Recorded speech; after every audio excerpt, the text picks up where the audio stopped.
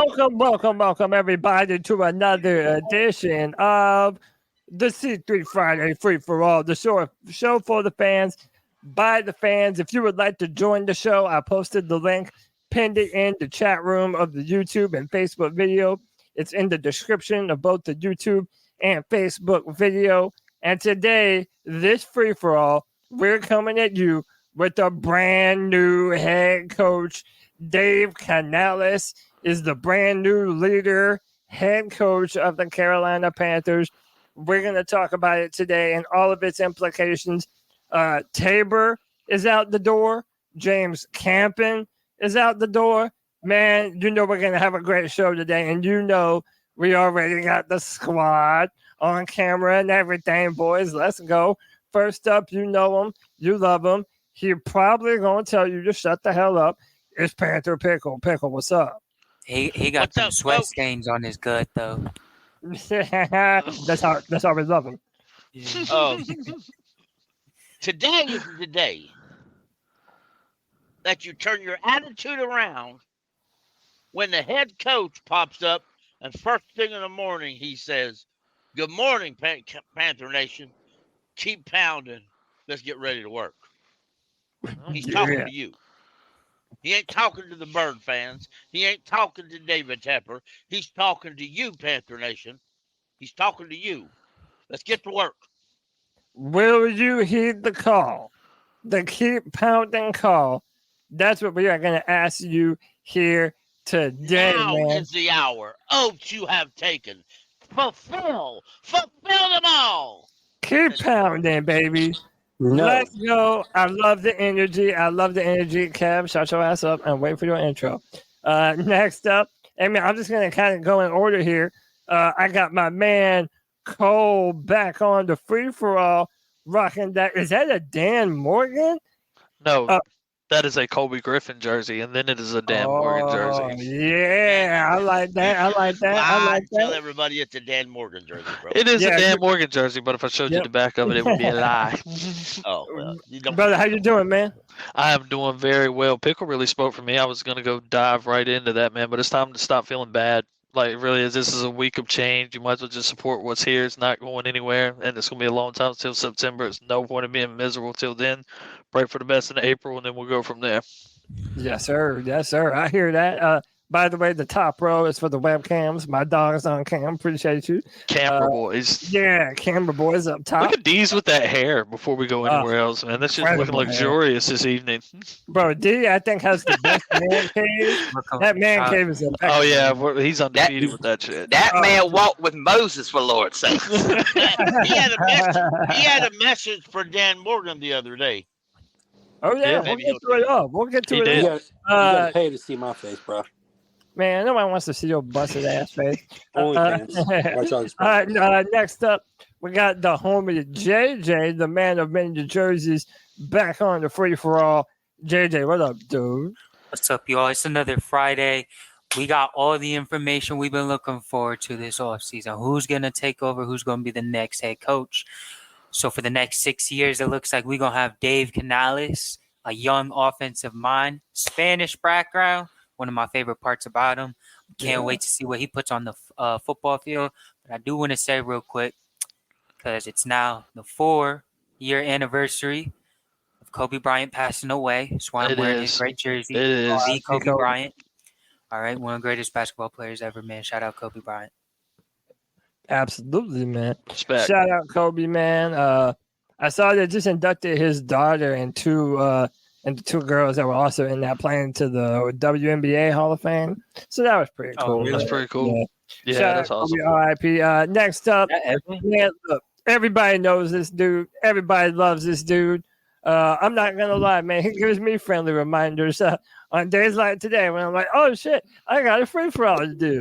So thank you, D, for reminding me to be my best self. And the brand ambassador, D's Ill Skills. Welcome back to the Friday Free-for-all, brother. How are you? Man, I'm doing great. It's Friday night. I'm here with all my best friends right here on the C3 Panthers podcast with you hosting the Friday Free-for-All, Cody. We ended the show last Friday. I talked about finding a little bit of peace. I talked about finding a little serenity, and I talked about finding a little hope in the GM hire and the head coach hire. So as the course of this week took place, I hope you were able to find that peace with Dan Morgan and a guy who knows what keep pounding really means, being hired as to lead that front office forward for these Carolina Panthers. And I hope you found some serenity in a young head coach that we signed on. And I hope you found some hope for the future as we did, like JJ said, hire that brand new first-time head coach to a 6-year contract.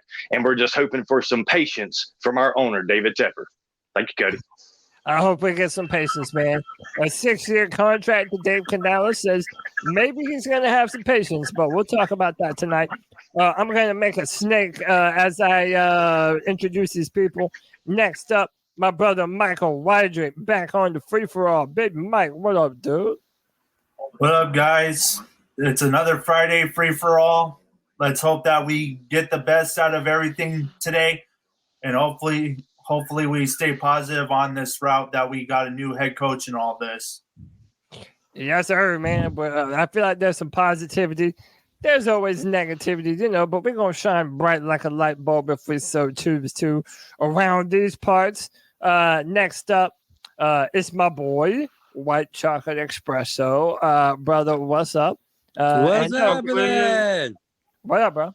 What up, Kev? I'm drinking a margarita, just chilling. Hell yeah. Solid. In my head, you always got some kind of drink in your head. Yeah, he's a drunk. In my head, I'm always He's definitely alcoholic, bro. At least he'll admit that shit. Hey, in my head, I'm always drinking, so, Yeah. I mean, hey, at least you're not a quitter, right? Never. Never. Let's see now.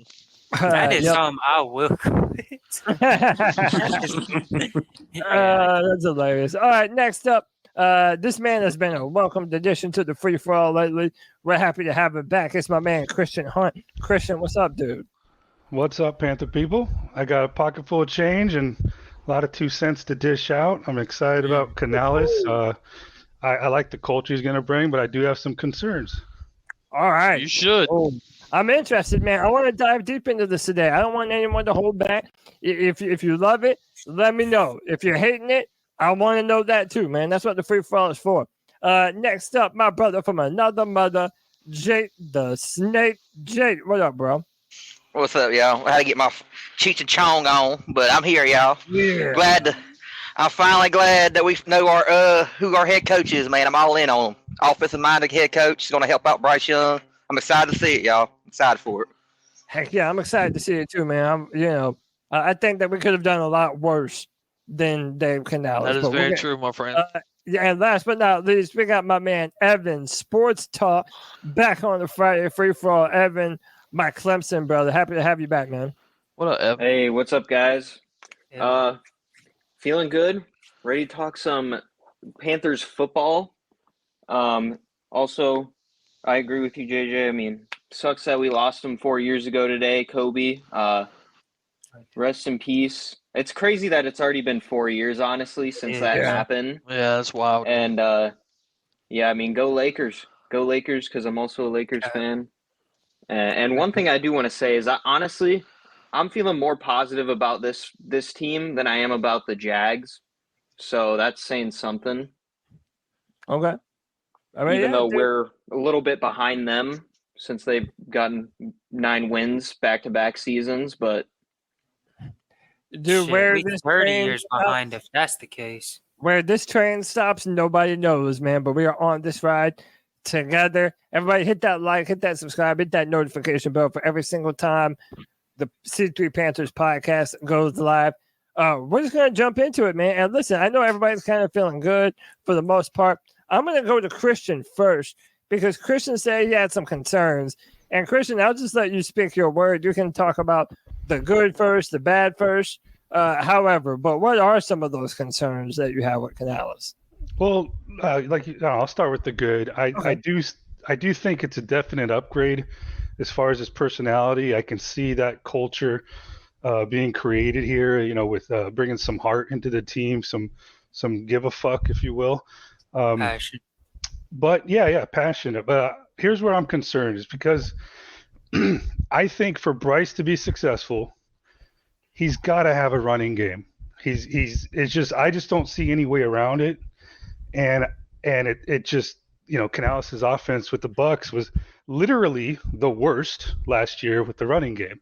Not only I know stats, you can play with numbers. I do them myself, but when you have the lowest, yards per carry, that's pretty telling. And also another thing that I think he's very reactive as opposed to proactive. He doesn't really go into I think he even admitted it. He doesn't really go into a game with a impose your will type of scheme. It's more of a, let's see what they're giving us today. So he's kind of missing that whole first step of trying to impose your will and then adapting later. Okay. So maybe a little bit too reactionary. Okay. And again, some of y'all might know more about him than I do just in looking up stuff. I feel like I know enough about him now. How about this? The dude is active on Twitter. He's been tweeting, man. His account is the Coach Canales. He's already blocking Tampa Bay fans, so shit, I'm happy about that. I think that I have no reason to be pessimistic about this. I think he comes from a good scheme, a good system. I like what he's been able to do with quarterbacks that people didn't really think too highly of. I will say we only made this hire because of Bryce. What about the offensive line, defensive line, corners? There's more to the game than just the quarterback. Absolutely.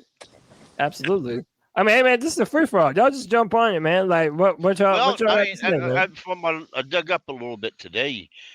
He's actually going to work with more than the quarterback. He actually started out as a wide receivers coach, and he spent several years as a wide receivers coach.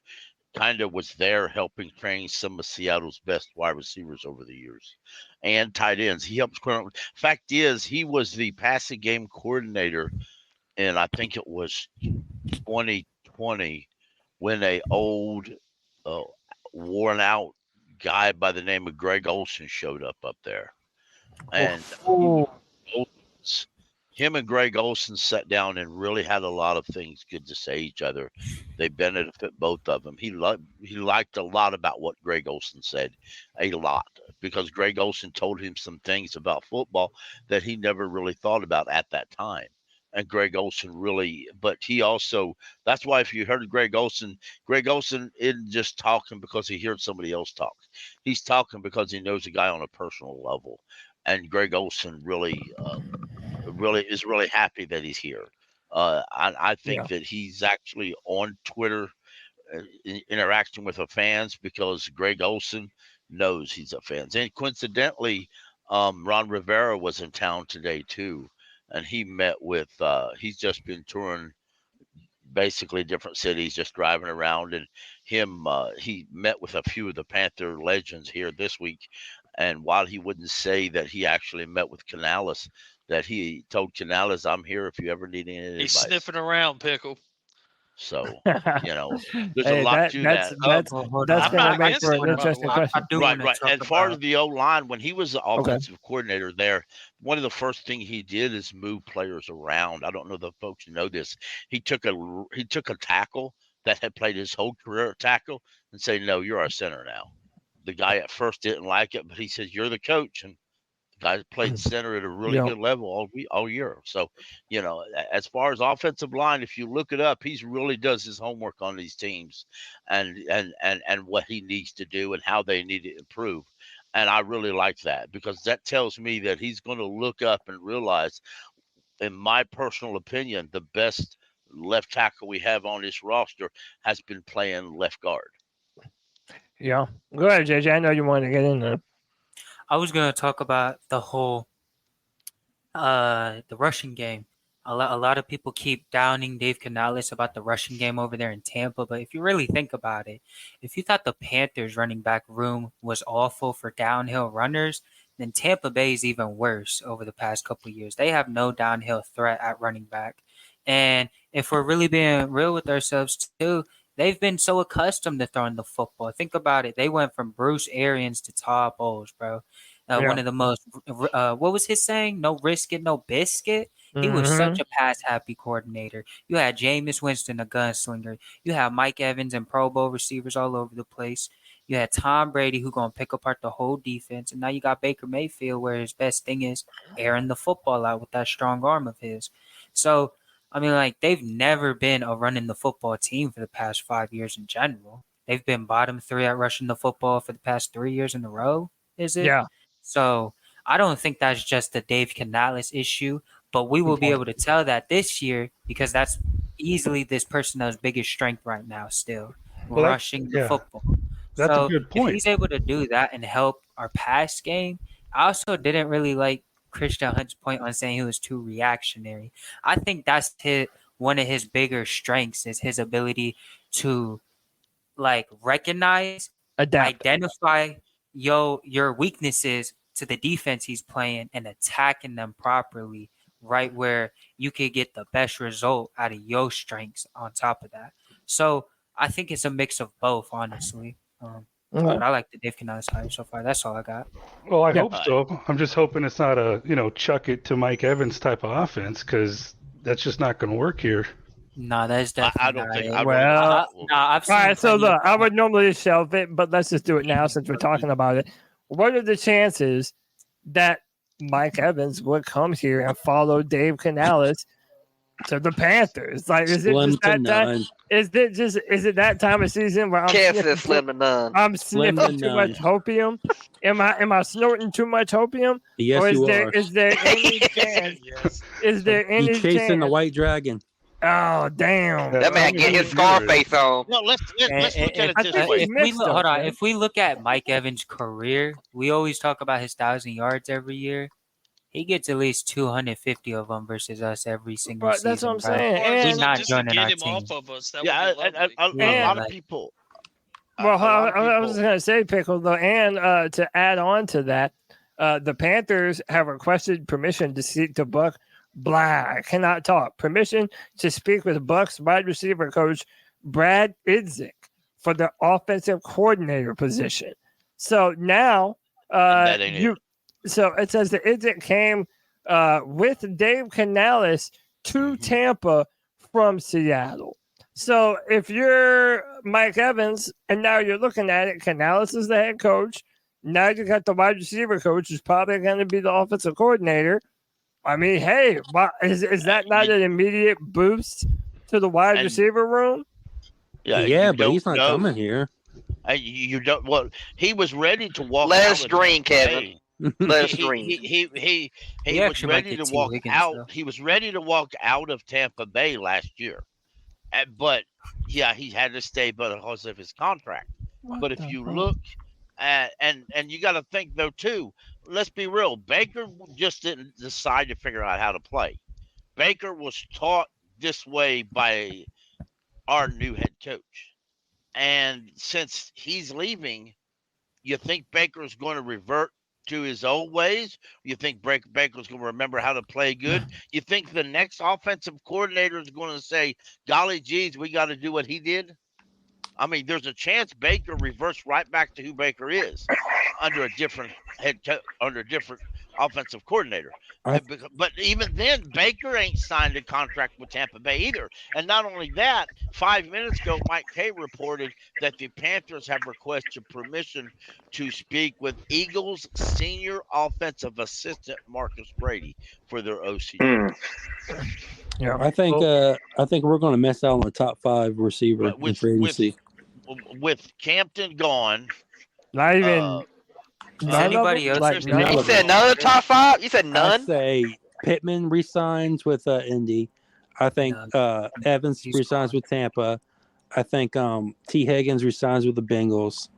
I think Jacksonville resigns with Ridley. Like, I don't think we're going to get that big. Cincinnati can't pay him, though. No. Cincinnati can't pay. They will. Hold on, Kevin. What's more money? Ridley's not going back to Jacksonville because if the Jaguars re-sign Calvin Ridley, it goes from like a 4th round pick to a 2nd round pick on what they give the Falcons. So they're not giving him a contract. They're not really legit with that. I think Ridley's our best choice, though, our best chance of getting anybody. I Nah, think we y'all about to get agree, man. Higgins. Tell him, JJ. Tell him. Higgins is the y'all one need- out.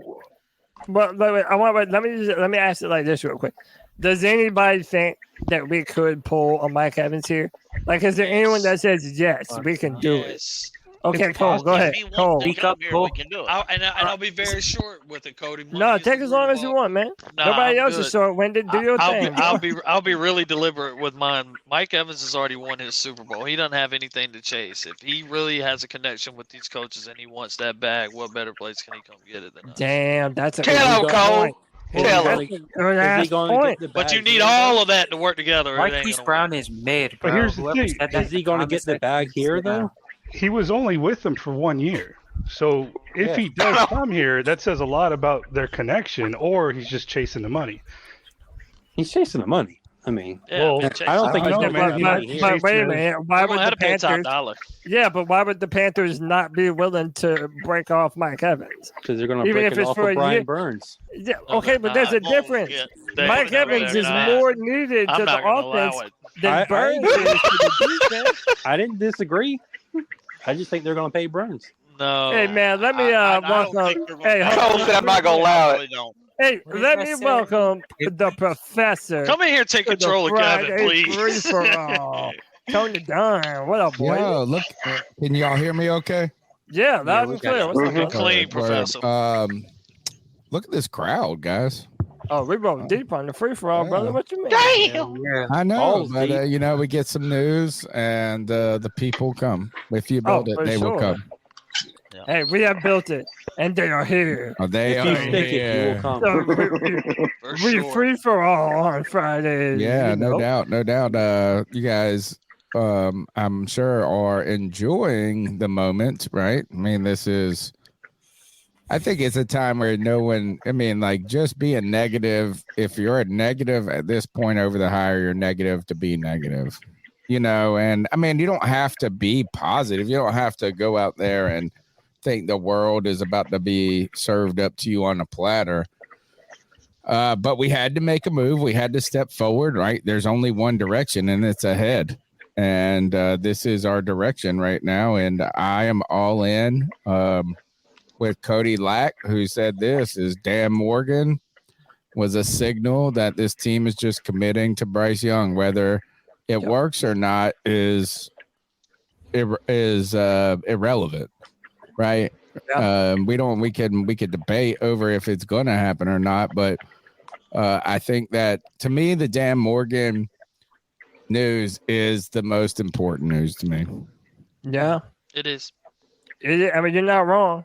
But it's, it's going to signal what we are as a team and the type of players that we put on this team. And, I made the name of the show tonight. Can Dave Canales build a winning culture with the Panthers? But really, I think it starts with Dan Morgan. It's Dan Morgan and Dave Canales. And how convenient that those two are tethered to one another, that, that's probably why this has all happened. Because Dan got the job and Dave has been Dan's guy for a long time. Well, I mean, that could be. I think part of it is that let's be honest, is the Panthers have been a mess, right? They have been a mess for a minute.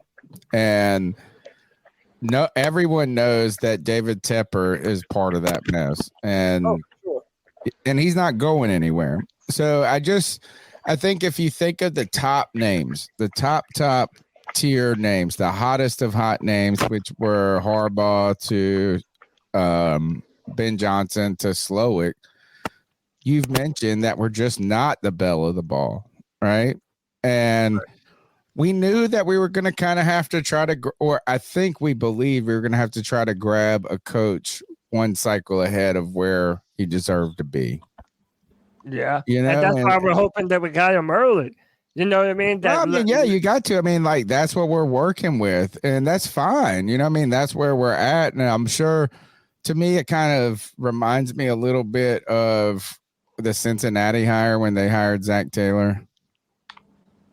Oh yeah, but I just didn't really know much. Yeah, about you just don't know anything, and you're gonna get a Well, I shot like that. and this I and like that. that. I kind of like that under the radar vibe. Whereas last season, it felt like because everyone said that we had the brain trust with all the experience, that there were a lot of expectations put on us, even though we had the number 1 overall pick. Yeah, we manufactured them.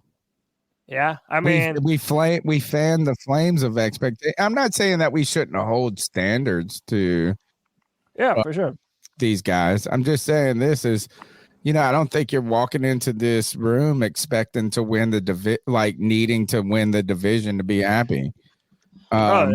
We got to march ahead. I thought, to me, really interesting was the 6-year contract. Yeah. That tells me that that's just Tepper throwing his big brass balls around. Per usual. Shanahan got a 6-year contract. What's his name for the Texans?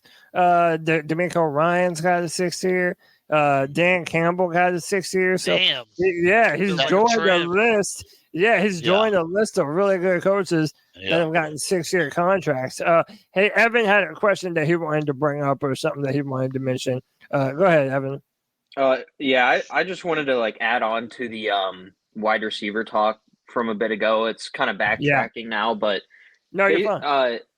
When it comes to Calvin Ridley, I from what I've heard from following all the Jags people that I do on there, it sounds like if anything, JJ's right. They're not going to re-sign him, or at least before the draft. What they're probably planning on doing is franchise tagging him. If they don't franchise tag Josh Allen, which is part of the reason I said I have more faith right now in this franchise than I do in the Jags, because his brass is in the same position as what Brian Burns and his company and everybody are in, where they're not happy with the GM in Jacksonville, and they could use the franchise tag on him. If not, though, I see them using it on Calvin Ridley, and that's probably what's going to happen too with T. Higgins. They probably won't extend him because they can't. If anything, they'll just franchise tag him and then try to trade him, or they'll just franchise tag him and wait another year for him to possibly leave, and then maybe the same thing with Michael Pittman, or they might have enough money to extend him. But there's a lot of these big free agent receivers right this year are mostly either going to be franchise tag, I would probably say, or they're going to leave their place if their teams let them go. Like Mike Evans, I could see coming here to Carolina. I'm a believer. See, Kev doesn't think that we'll get any one of them. Nope. But I think that we need to get someone. Ridley's going to want it back. He lost a lot of money being suspended. Now, again, I'm just throwing the irony of getting Calvin Ridley. Right, that he's going to want it back. He lost a lot of money. I don't think Ridley's going to want a huge amount of money. He played decent this year, but Cody, Tony, I don't think anybody on this panel realizes what you just said. The irony, and you're right. It's because it's the irony of the circle Ridley. of life. DJ Moore. When we drafted DJ Moore, all the talk was who's better, Calvin Ridley or DJ Moore. And Calvin Ridley popped off early in that rookie year, and then people were saying he was, it kind of reminds me of the Surtain and JC Horn conversation a little bit without the injuries. But then DJ Moore has had arguably the better career. It's just got gambling instead of injuries. But he did kind of, I won't say regress, but the Falcons regressed as an offense for a little bit. And then as DJ was starting to get 100 catches. Right. But there was that time earlier where Calvin really was lethal for the Falcons. And he was which we were saying about Drake London last year. And where the fuck is he at? But I think that he's the perfect type of player for Bryce. That type of speed receiver that can make separation at the point of attack. That's what I think Bryce needs, someone that can get off the ball quickly. And to me, that's doable. But my original point was, be it Calvin Ridley, T. Higgins, what about Diggs? Michael Pittman, we're getting Daryl Mooney, Stephon Diggs. Tony, what I'm saying is I need someone. There needs to be at least one big free agent signing on the Panthers this year for a wide receiver, and I don't want to hear shit about, oh, Brian Burns, we got to pay him, or Derek Brown. Dude, we have to get a wide receiver for Bryce, or else this season is dead on arrival, and I'm not depending on drafting one in the second or third round to be the answer. I have no reason. Cody, you're wrong. You're wrong, Cody. Wait, let me get G Baby in on this thing. Go ahead, G. You're wrong. You're wrong. You're all wrong. I don't want to sign none of these motherfuckers, bro. I don't want to give none of these motherfuckers the bag. We don't need to. We don't need to. This is called a complete fucking rebuild. I'm not expecting nothing from this upcoming season, bro. My tone for this head coach is totally changed, bro. At first, I was against it. I hated it. I hated the Dan Morgan hire. I hated all of it. But I had to really sit back and look at the big picture, and I had to sleep on it. And I'm all for this fucking shit. I'm all for it because, for one, he's Hispanic, and I'm all for black and brown relations, bro. You damn right, G baby. I'm all for that shit. He's a Hispanic. Bryce Young is Mexican. Yeah, that's it. I didn't know that till today. That's hilarious. Double brown. The mustache makes sense. Yeah, for sure. Somebody said that he's short and from California. He's got they're both California guys. Bryce Young and Dave are both California guys, man. And Dave's resume is elite. I don't give a fuck what anyone says. When you're at USC and you're learning from Pete Carroll, I don't think you guys understand. USC used to be a dynasty back in the day when they had Matt Leinart, they had Reggie Bush, they had Dwayne Jarrett, they had Lindell White, they had the boys in the crew, but they were fucking dominating college football. And then you go to Seattle with Russell Wilson and the Legion of Boom, and you fucking dominate the NFL.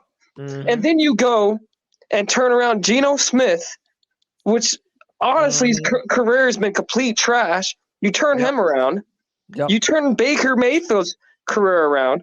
And to be honest, I don't believe Bryce Young is going to be just fine. But if you can come in and you can fucking turn Bryce Young into the person that I know he can be, how the fuck can any Carolina Panther fan not be happy for that shit? And I want to go to Dan Morgan real quick.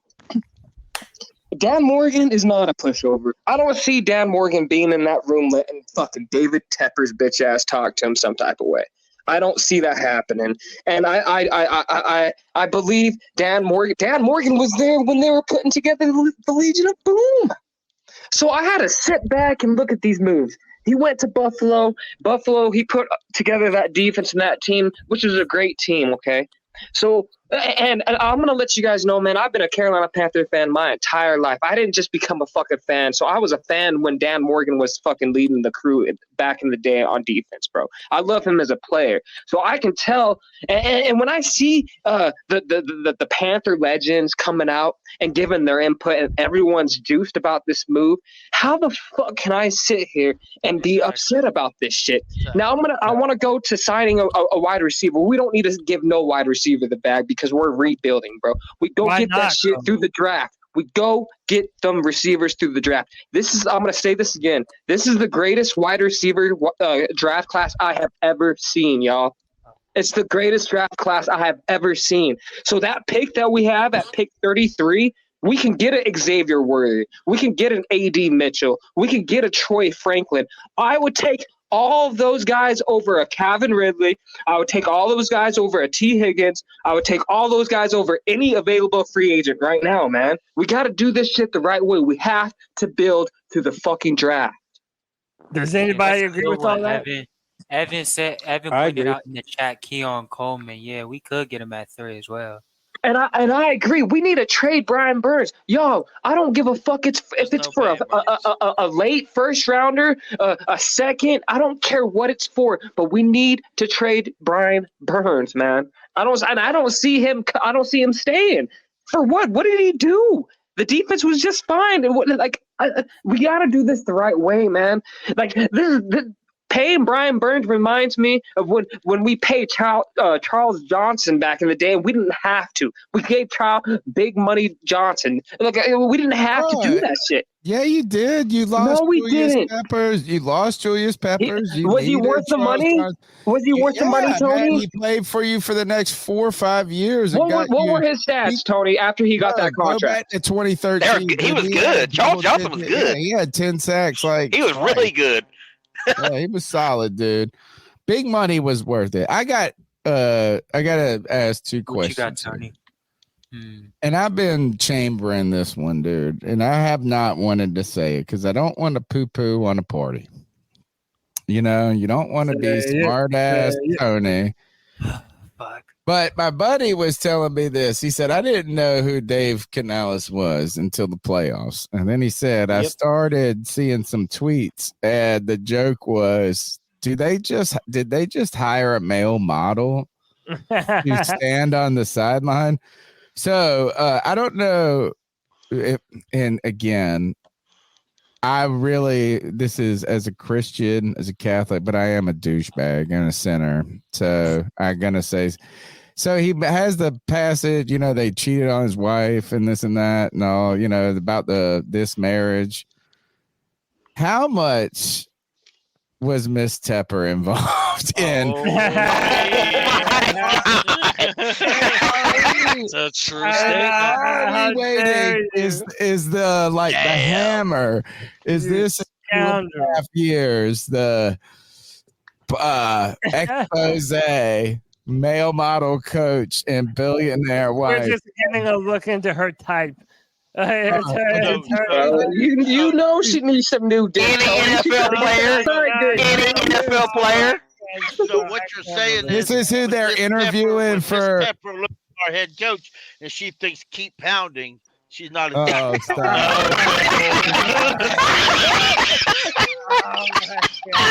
Bring back the keep pounding motto. Did you see that where they requested to interview the wide receiver coach for the Bucs? So is that we went from having the superstar all-star coaching staff of old to the men. poor stars. Are we like the most beautiful staff, that beautiful white boy staff with like it.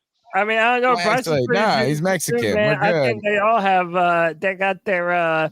Miss Tepper got her eye for a certain type. I think. Bro, she was like this. We gotta get this guy, bro. We got with a twinkle in her eye. Winking, she had a winking. And the part about it is in his book, and this is right. Like it was like I was putting myself in poor situations, which is how my dad used. My dad never said anything good. And you're out there, you're partying, you're this and that, and this is that. Well, man, this motherfucker needs a no Nicole Tepper sign on his door. Hey, not allowed in office alone. CK and Anthony are trying to get in. All right, I'm gonna go eat dinner. I'll be listening. All right, take it easy, Tony. Yep. CK, Anthony, y'all better get in while you fit in. Hey, man, can I finish talking about these wide receivers in the draft, bro? Because I don't think nobody cares about them Texas wide receivers. Nope. Yo, the wide receivers in this draft class, man. Y'all watch. You're gonna look back and look at this draft class, and I'm telling you, bro, there's 6 Hall of Fame wide receivers alone, bro. 6 of them. Hold on. Let me tag on to what G Baby said. Hold on. In my opinion, I think we need to improve receiving weapons for this offense because we have no receiving talent whatsoever. And I think we need to establish drafting young offensive linemen. That's really what we need to build up to have a proven history here in Carolina. Finally getting the trenches established. We could sign, we could draft in the later rounds all these skill positions. Get them big boys up front for that little man Bryce Young. Yeah, well, that's what I'm saying, JJ. Like, we could sign the offense, like, through free agency. I would rather work on the offensive line through free agency, bro. Well, I'd rather sign proven receiving talent. There's not a large selection of quality. Offensive linemen in free agency. Hey, but what we could do, when Dan Morgan was in Buffalo, he was very high on a particular wide receiver that's going to hit free agency this year.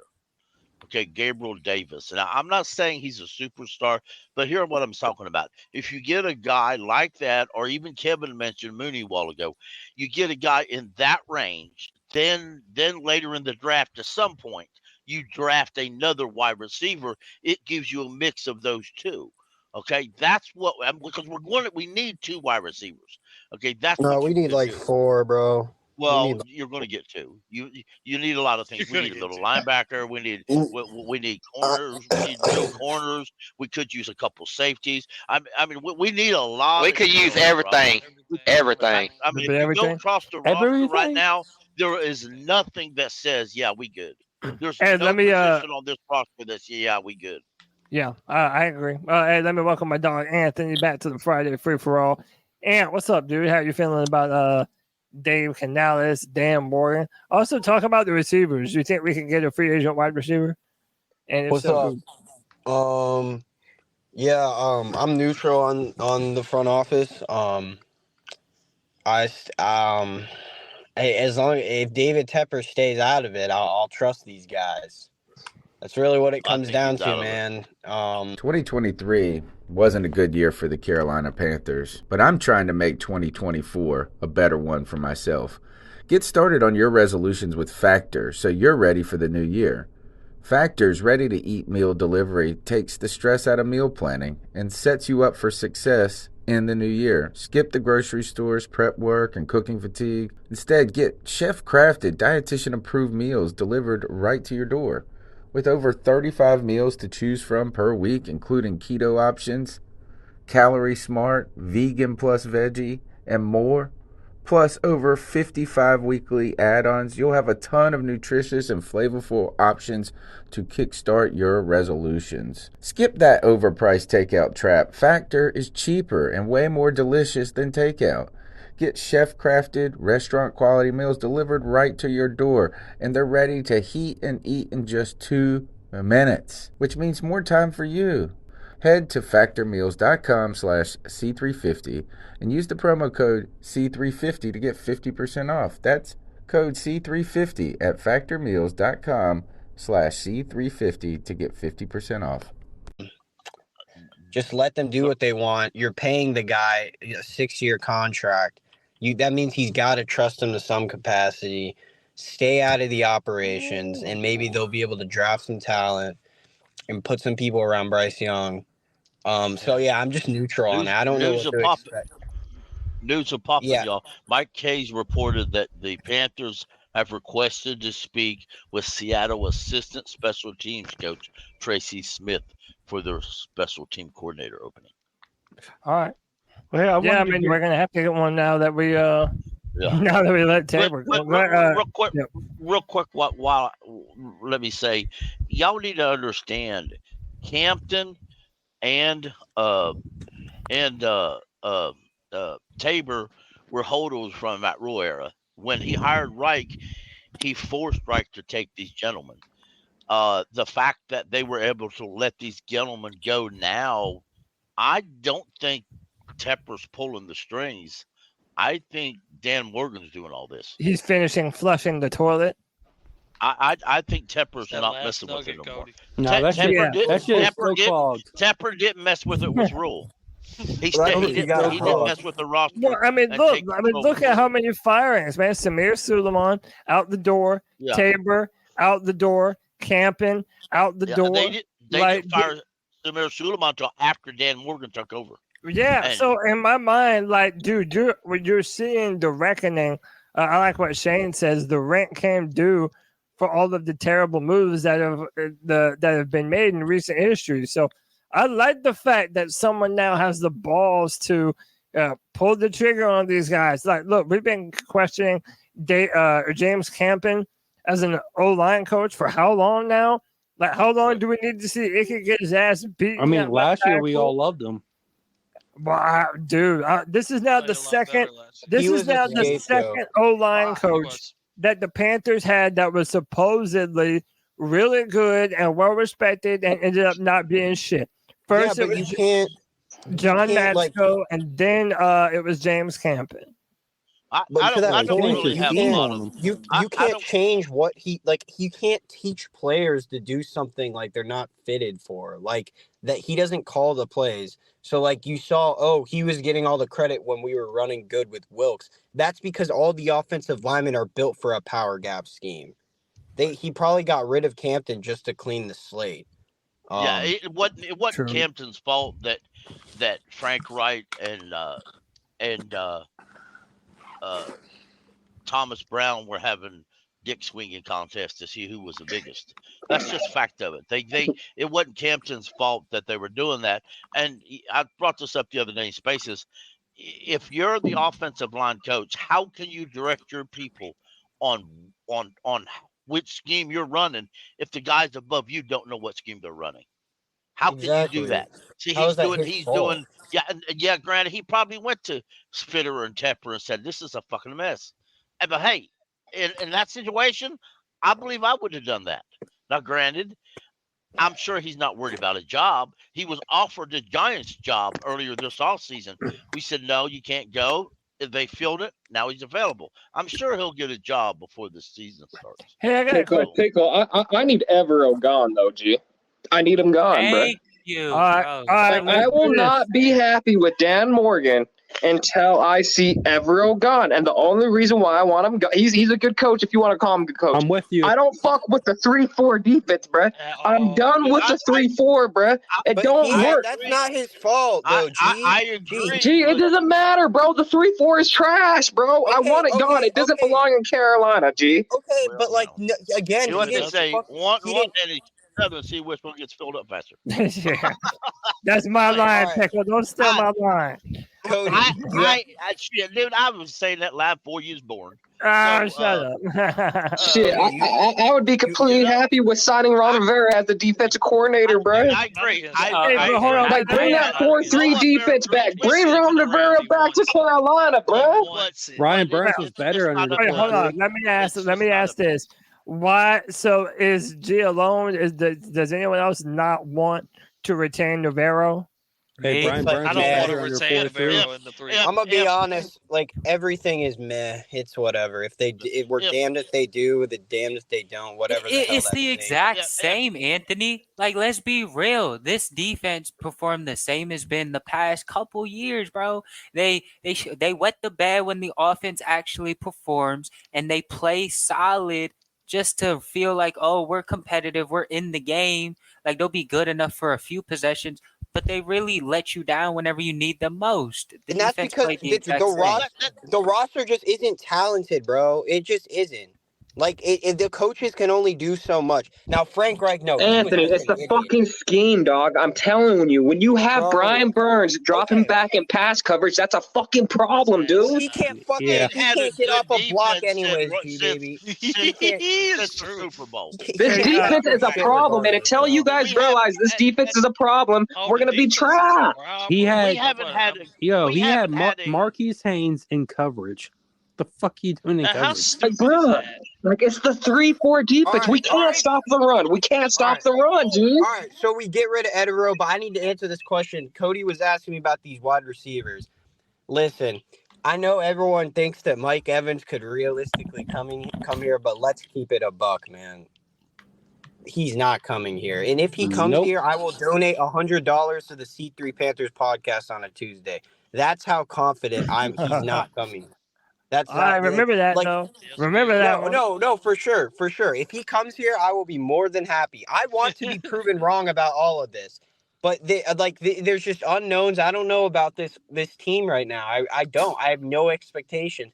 But to the point, G's right. We need to draft receivers, man. We need to draft receivers. You can get really quality, good receivers in the second, third round. Because I was gonna say this too. Adam Thielen's probably out the door. He probably wants to spend the last 2 years of his career on trade him for some picks. I don't give a damn. Trade him for like a fourth or third rounder. Who cares? I mean, just trade him. Like, we need young people.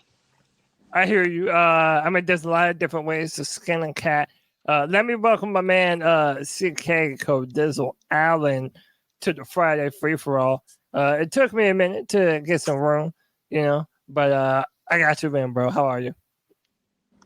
Ladies and gentlemen, boys and girls of all ages, we are in a new era of Carolina Panthers football. We have decided that we're going to move on from some old heads. We've gotten rid of the guys that are of old NFL style, and we've moved on to the youth of Dave Canales and maybe Evero.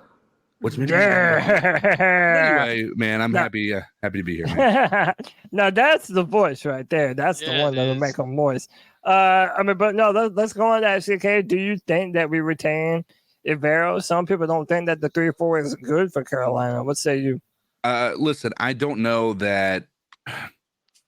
I think it would be good for the continuity of this defense to hang him out, keep him out there.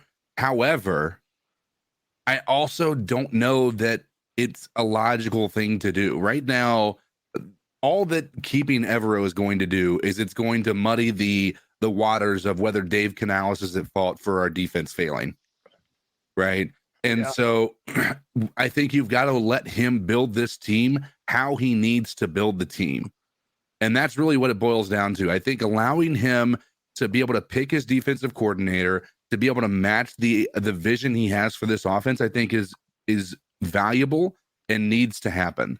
Now, even if you're on the I want to keep Evero on this team, I just don't see a scenario where he wants to stick around to another head coach on a team that really doesn't have a lot of upside right now. There's not a tremendous amount of upside. Why wouldn't you look at upside? Exactly. I'll let you. There is one upside. Why wouldn't you look at 3rd round picks if he became a head coach? It's an upside for us, but not for him. No, yes, and I get your point. Like, he may flat out just say, "I'm not coming back." Like that's when totally possible. What's going to give him the best opportunity? Number one, there's not a lot of head coaching jobs available right now. Even if he was, that would be worthy of him taking the job right this second, at least. He's not even really in the ballpark of being in the contention at this point. I think we can all agree on that. And so when I look at the potential for what's going to happen next year, he's going to be looking. There's a lot of defensive coordinator positions that are open right now. A lot of them. And you have the Rams. You have the Ravens potentially if they end up getting they lose their coordinator to a head coaching position. You have the Eagles right now, unless they filled that recently. I don't think I heard anything about that. They interviewed Ron Rivera. Potentially, they did fill it. They filled it with Vic Fangio, who left the Dolphins. He went to the Eagles.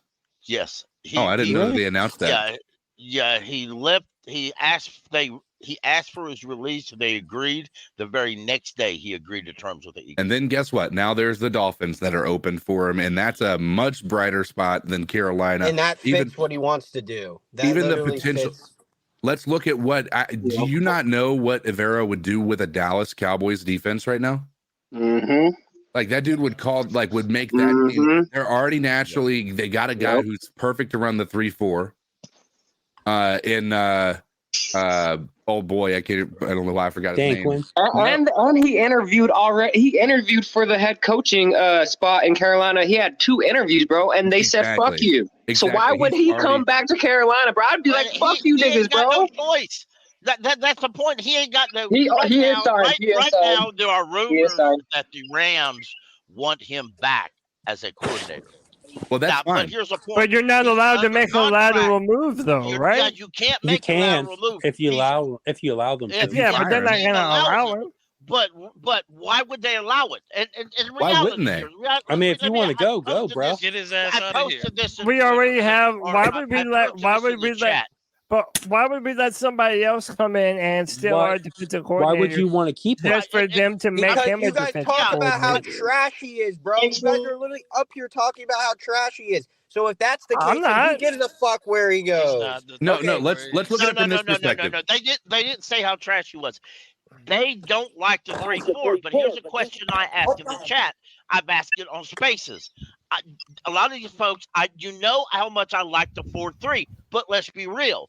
If they told Evero, sure, go away, are we going back to the 4-3? Likely not.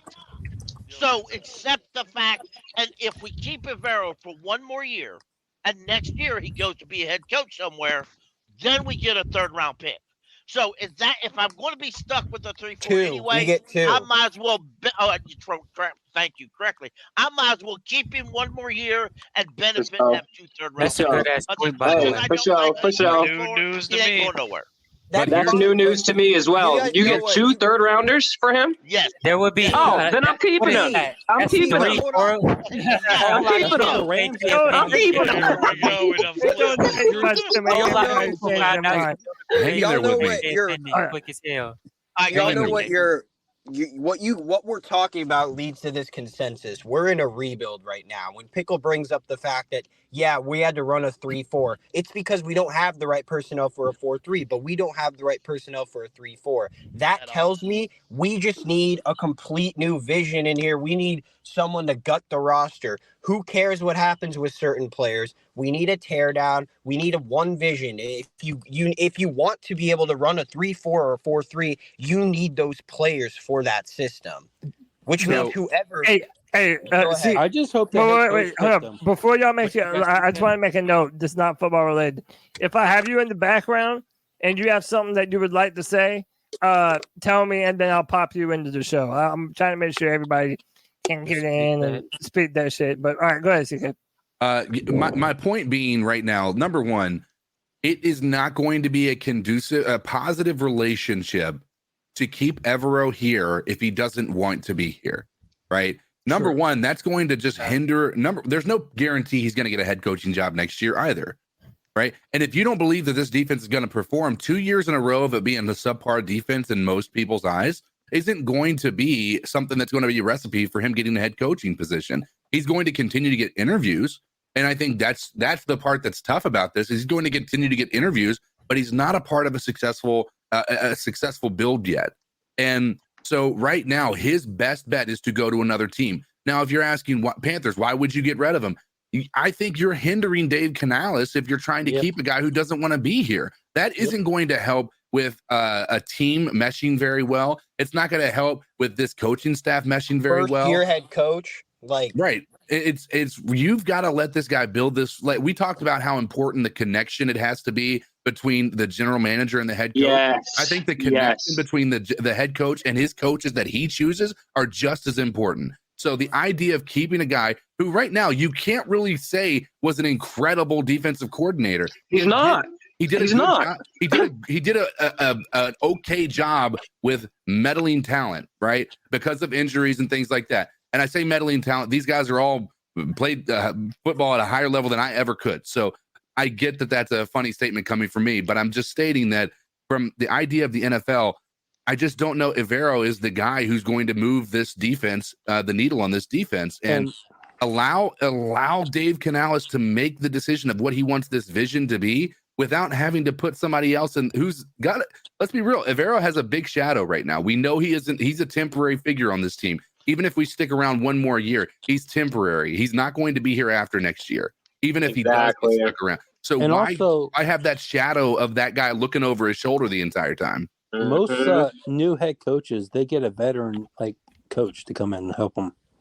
Yeah, a former head coach. I want to bring something up. What if he asked Pete Carroll to come on as a senior assistant? Dude, I think Pete Carroll wants to be a head coach.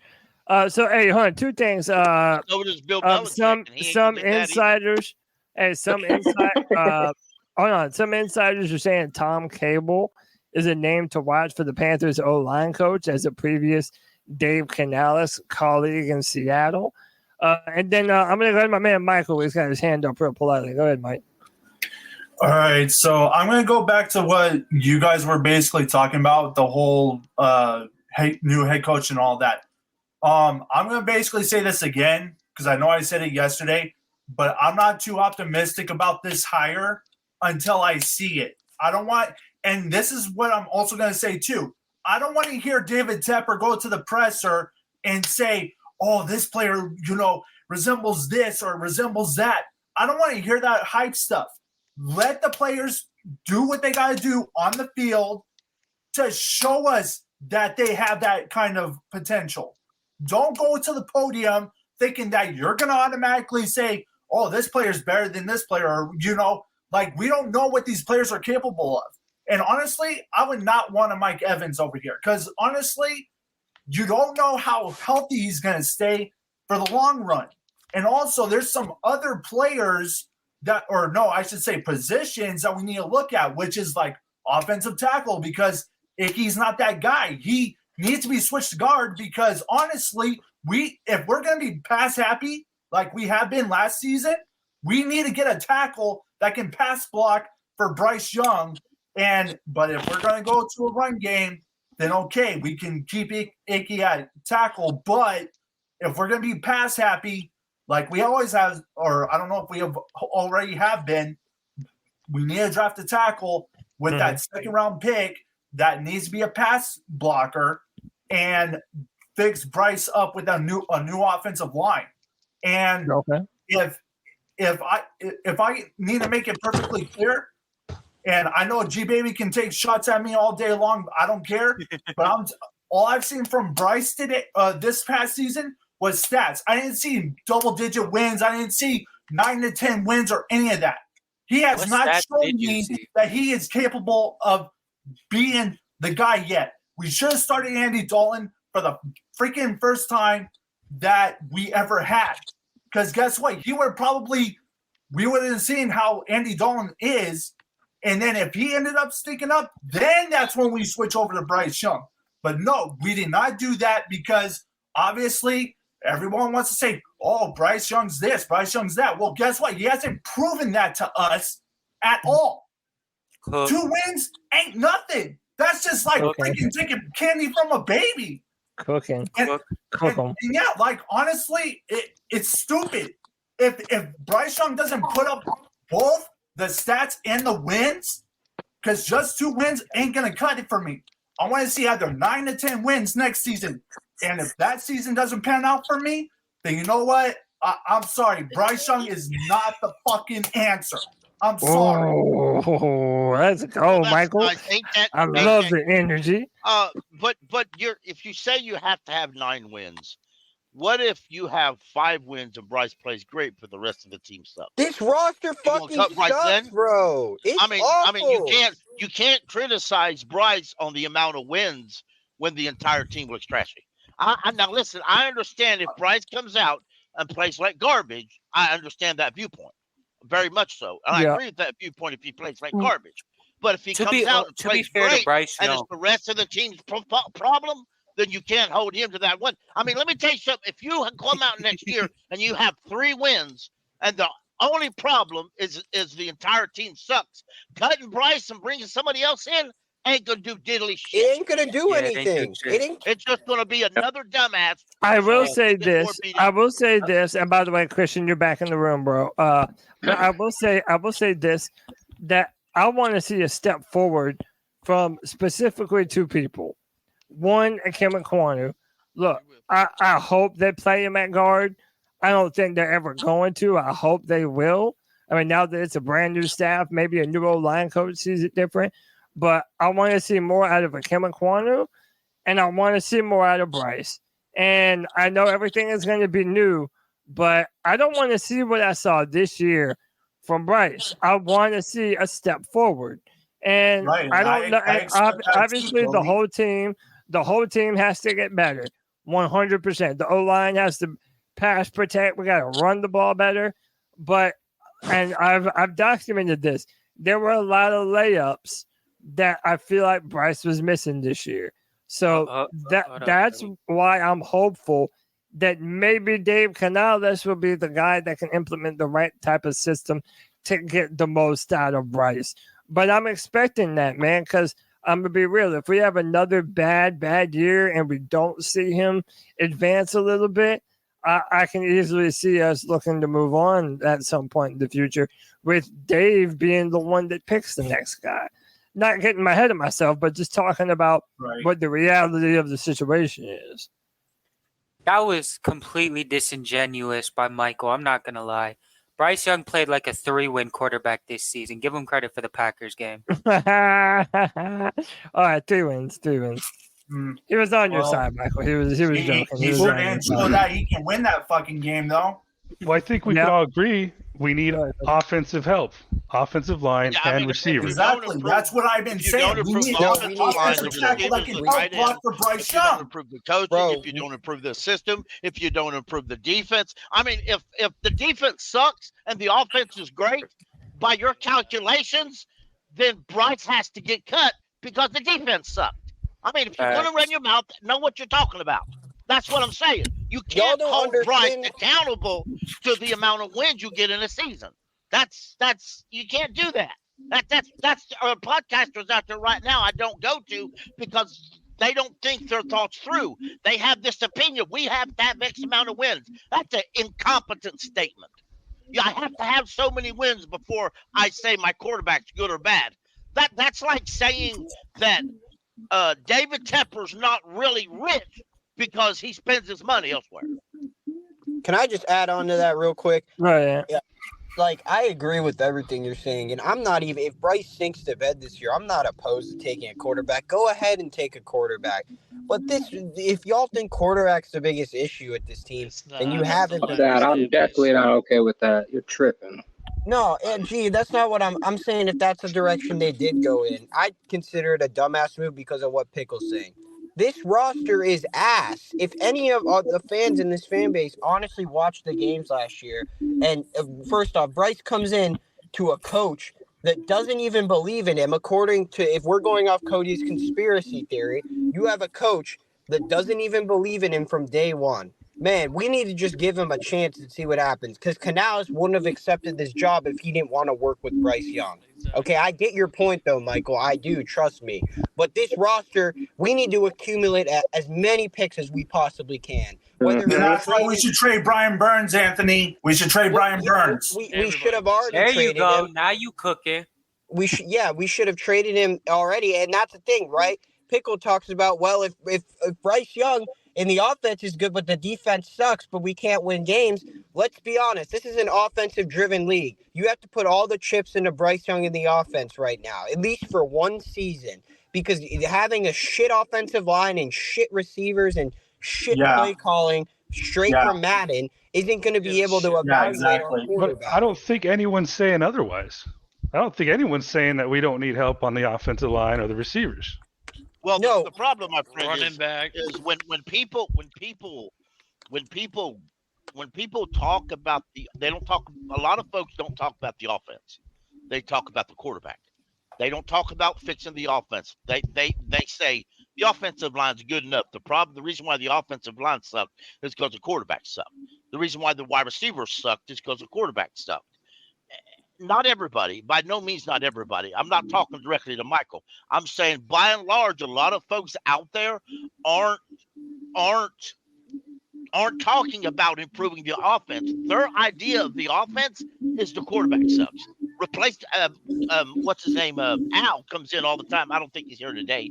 Shout out to Al who ain't here. His opinion is there's nothing wrong with the offense, only Bryce. If we would started Andy Dalton, we'd have probably won 10 games.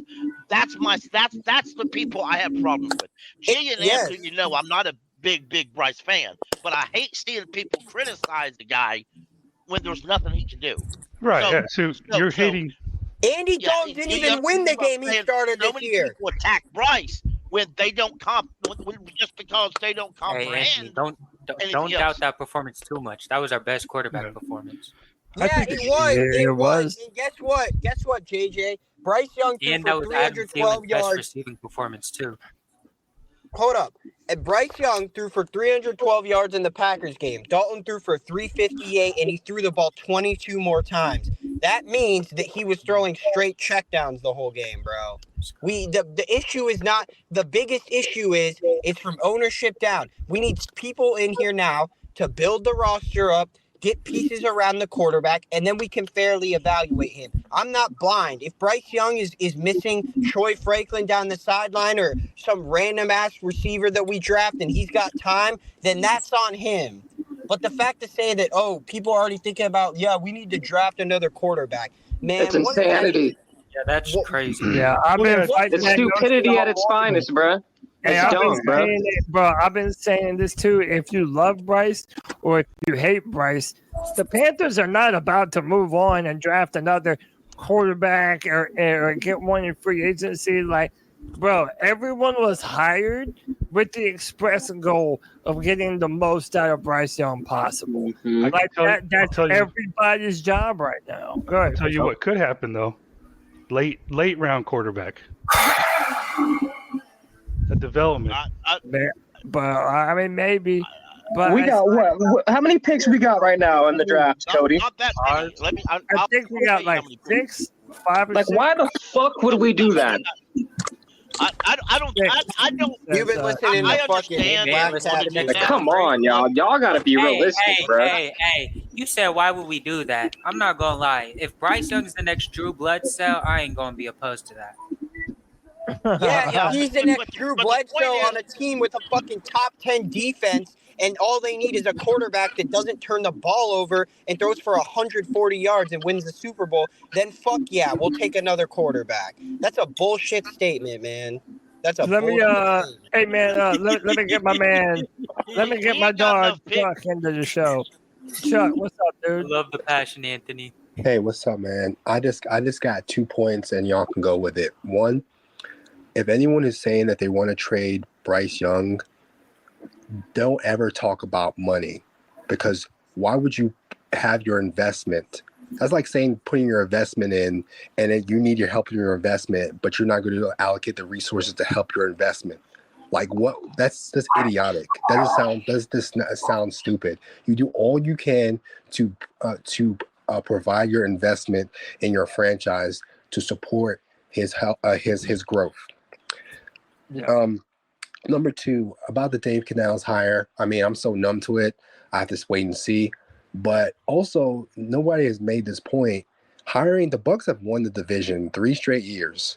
Hiring an offensive coordinator, their offensive coordinator, who Todd Bowles was about to get fired. Their offense improved once Tom Brady left.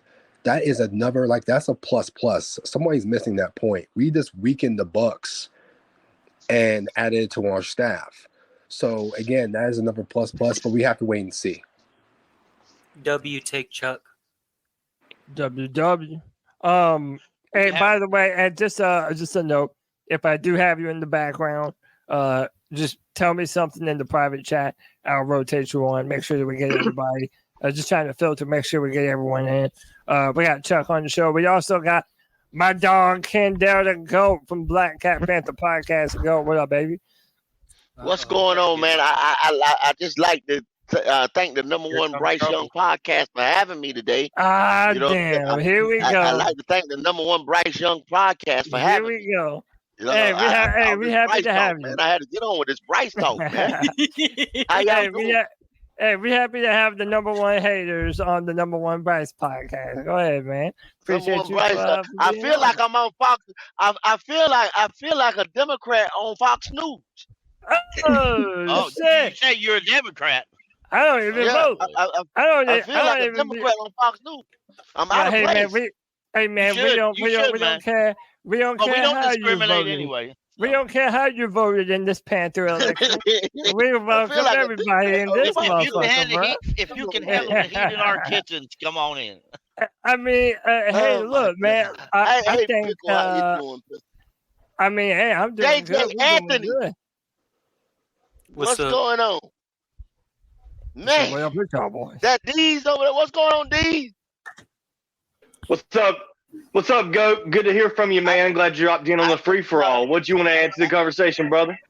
Hey, man, I don't know what I'm trying to say, man. Everybody say, I was just hearing Bryce. I said, I can't take it no more. I said, let me get over here, man. Let me get over here. Because one thing y'all not going to keep doing is moving Icky to guard, man. That's what y'all not going to keep doing. Thank you. But why y'all not going to keep moving Icky to guard. We should. Maybe. Damn well should. Maybe.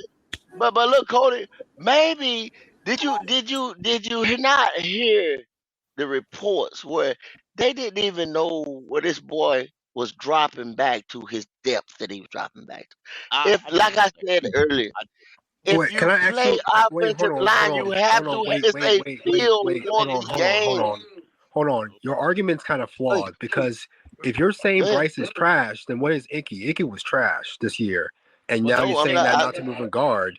So you can't say Bryce was trash and not say Icky was trash. They were both. Oh. You're saying that. So I'm not saying Bryce is trash. I'm not saying Bryce is trash. I'm saying Bryce is shit. You got caught. I'm not saying Bryce is trash. I'm saying Bryce is shit.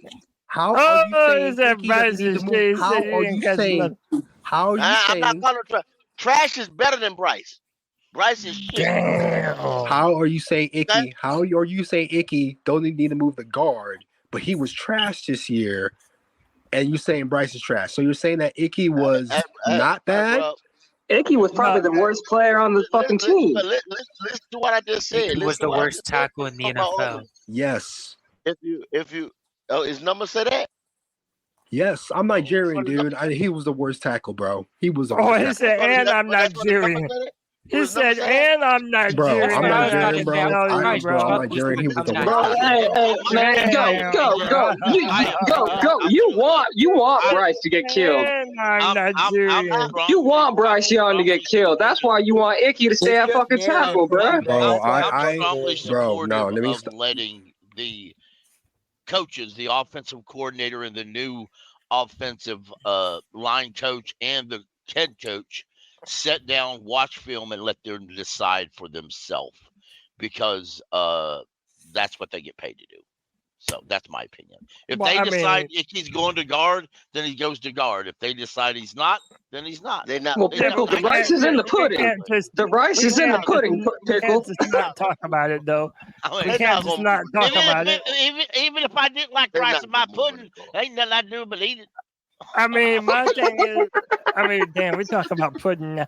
But look, my thing is this, I know, let me address it, and I told you this today on y'all's podcast, that to me, it's a little bit wild to say that that Icky's inadequacies at left tackle, it's just because Bryce don't know how to drop back far enough.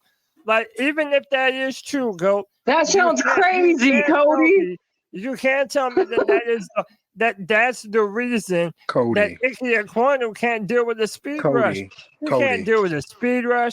He can't deal with an inside swim.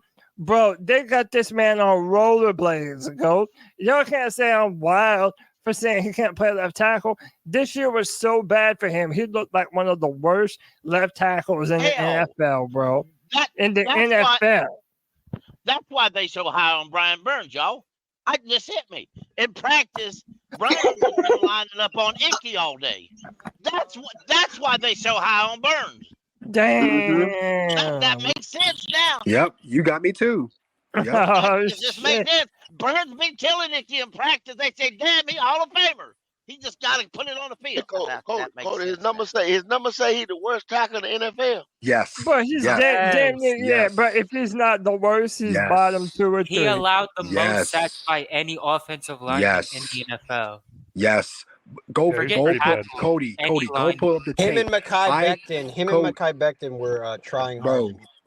Cody, go pull up the tape. And the preseason, I was screaming at everybody, Icky's not a bum. Is this practice? Is this preseason? Is this preseason? Then I watched the film. Then I watched the tape. I'm like, damn, this nigga is trash. I mean, and like my thing is, then I'm gonna let you say your thing, Pickle. My thing is, I'm not calling Icky a bust. I'm saying me too. I'm not calling him a bust either. Yeah, he was trash this year. He's playing the wrong position. And that dude, if he ends up being a Pro Bowl guard, man, think of what we're missing out on, man. Like, the dude is a bulldozer. You need that pocket maker. Oh, that's what you want at guard. You want a mountain mover, man. Yeah. What is going on here? The fucking juggernaut, bro. That's what Icky is. And that's what I want on our interior. That's the shit I want. May I add to that, Cody, real quick? With Dave Canales here now as our head coach, we really have a chance to move Icky to guard. If we look at the Buccaneers last year, Tristan Wirfs, he went from right tackle to left tackle for the first time in his career, I believe, because they had such a void at left tackle. Yeah. And he filled the spot perfectly throughout the season, So all this shit that old lineman can't move, that's some bullshit. That old lineman can't. This is my thing. This is my thing. Your boy Brady Christensen plays. Wait, Go ahead, go. Go ahead, go.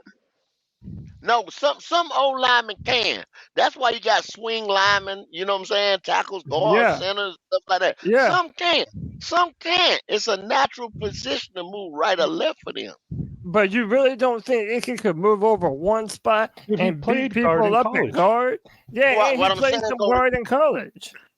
Go look Y'all, at the scouting report. Go look at the scouting report. If you look at his numbers, y'all, a lot of time now, I'm not saying this at a quarterback position because I go hard on Bryce, but in the trenches, that's where games are won at.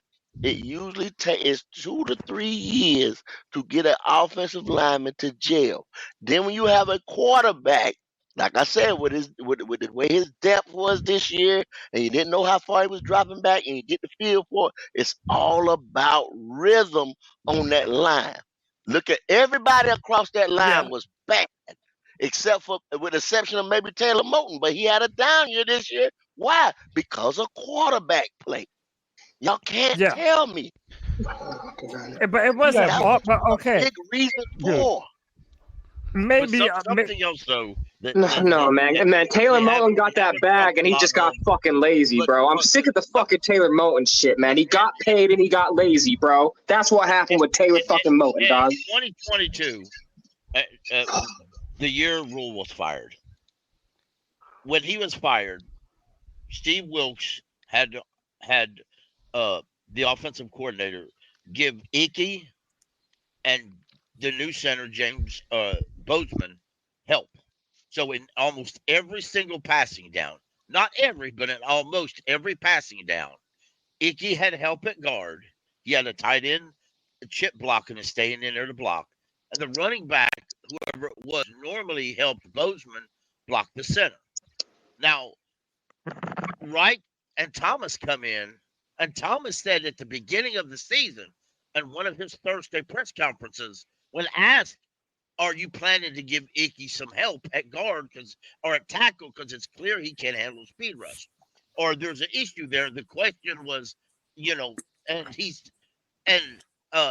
said something like, "I wish I would have," right? No, not the beginning of the year. TV. At the beginning No, of the the year, dumb motherfucker said, "Yeah, I should have done that. Yeah, I should have." What kind of shit is that? At the end of the year, like the end of the year, he said, "I wish I would have done that." And I'm like, dumb as hell. Dumb as hell. Yeah, dumb as hell. Dumb as hell. For the Titans and all these places for an offensive coordinator, I'm thinking, I hope your dumbass gets it. But let me ask y'all this: do y'all really want to have to commit a running back and a tight end every time we got to pass protect? Hell no. No, not every time. No. Well, I mean, that's what Bobby Slowick did. That's what that feels like. It feels like that. It feels like that's what we got to do. That we got to have. That every time we want to pass on third down, we got to make sure that we got another tight end and running back. Cody, some of the best. Yeah, but all right, but I want to be able to leave you on an island, though, Goat. I want to leave my left tackle on an island and know that you want to leave your top 6 pick on the island. On our roster, we can leave 100%. My I'll be real with y'all though. That's not the reality of the NFL though. That's not the reality of football, y'all. Like, if we're being real, tackles being left on the island, that's just not a reality. I agree. You have to change it up. You have to change it up. Or even half the time. Go ahead, wait, one at a time. Go ahead, go. Help, no help. You got to change it up. Our offense was so predictable, y'all. All they had, like I said, isn't most defenses have speed rushers? I was about to say, this is like the most athletic era of football right now, guys. Exactly. Like, just being able to leave your linemen on islands against these pass rushers nowadays. Right. All these teamed up blitzes and stunts and all this bullshit, bro. Yeah, that shit, all that island shit. Yeah, that's out the window, bro. JJ, I'm not saying all the time never give them no help. But I'm saying that if you're a top 10 pick, we spent the number 6 overall pick on Icky to be our franchise left tackle, and this man can't hold his own. Right, but JJ, he can't hold his own against backup defensive ends. Against backup defensive ends, he doesn't hold his own. It comes down to talent evaluation. You got the Browns taking a guy in the 3rd round named Dawan Jones, who pretty much was one of the top Yes. franchise left tackle. No, he was a right tackle. He's a right tackle, but like the difference is that we just fucking can't evaluate a goddamn. And why do we have a scouting department? When Daewon Jones was at Ohio State, I really thought he had an icky That's why I'm mad, Anthony. Nobody's talking about that shit. The fucking scouting department is still here. This is why I'm skeptical about Dan Morgan. I get it. People are excited.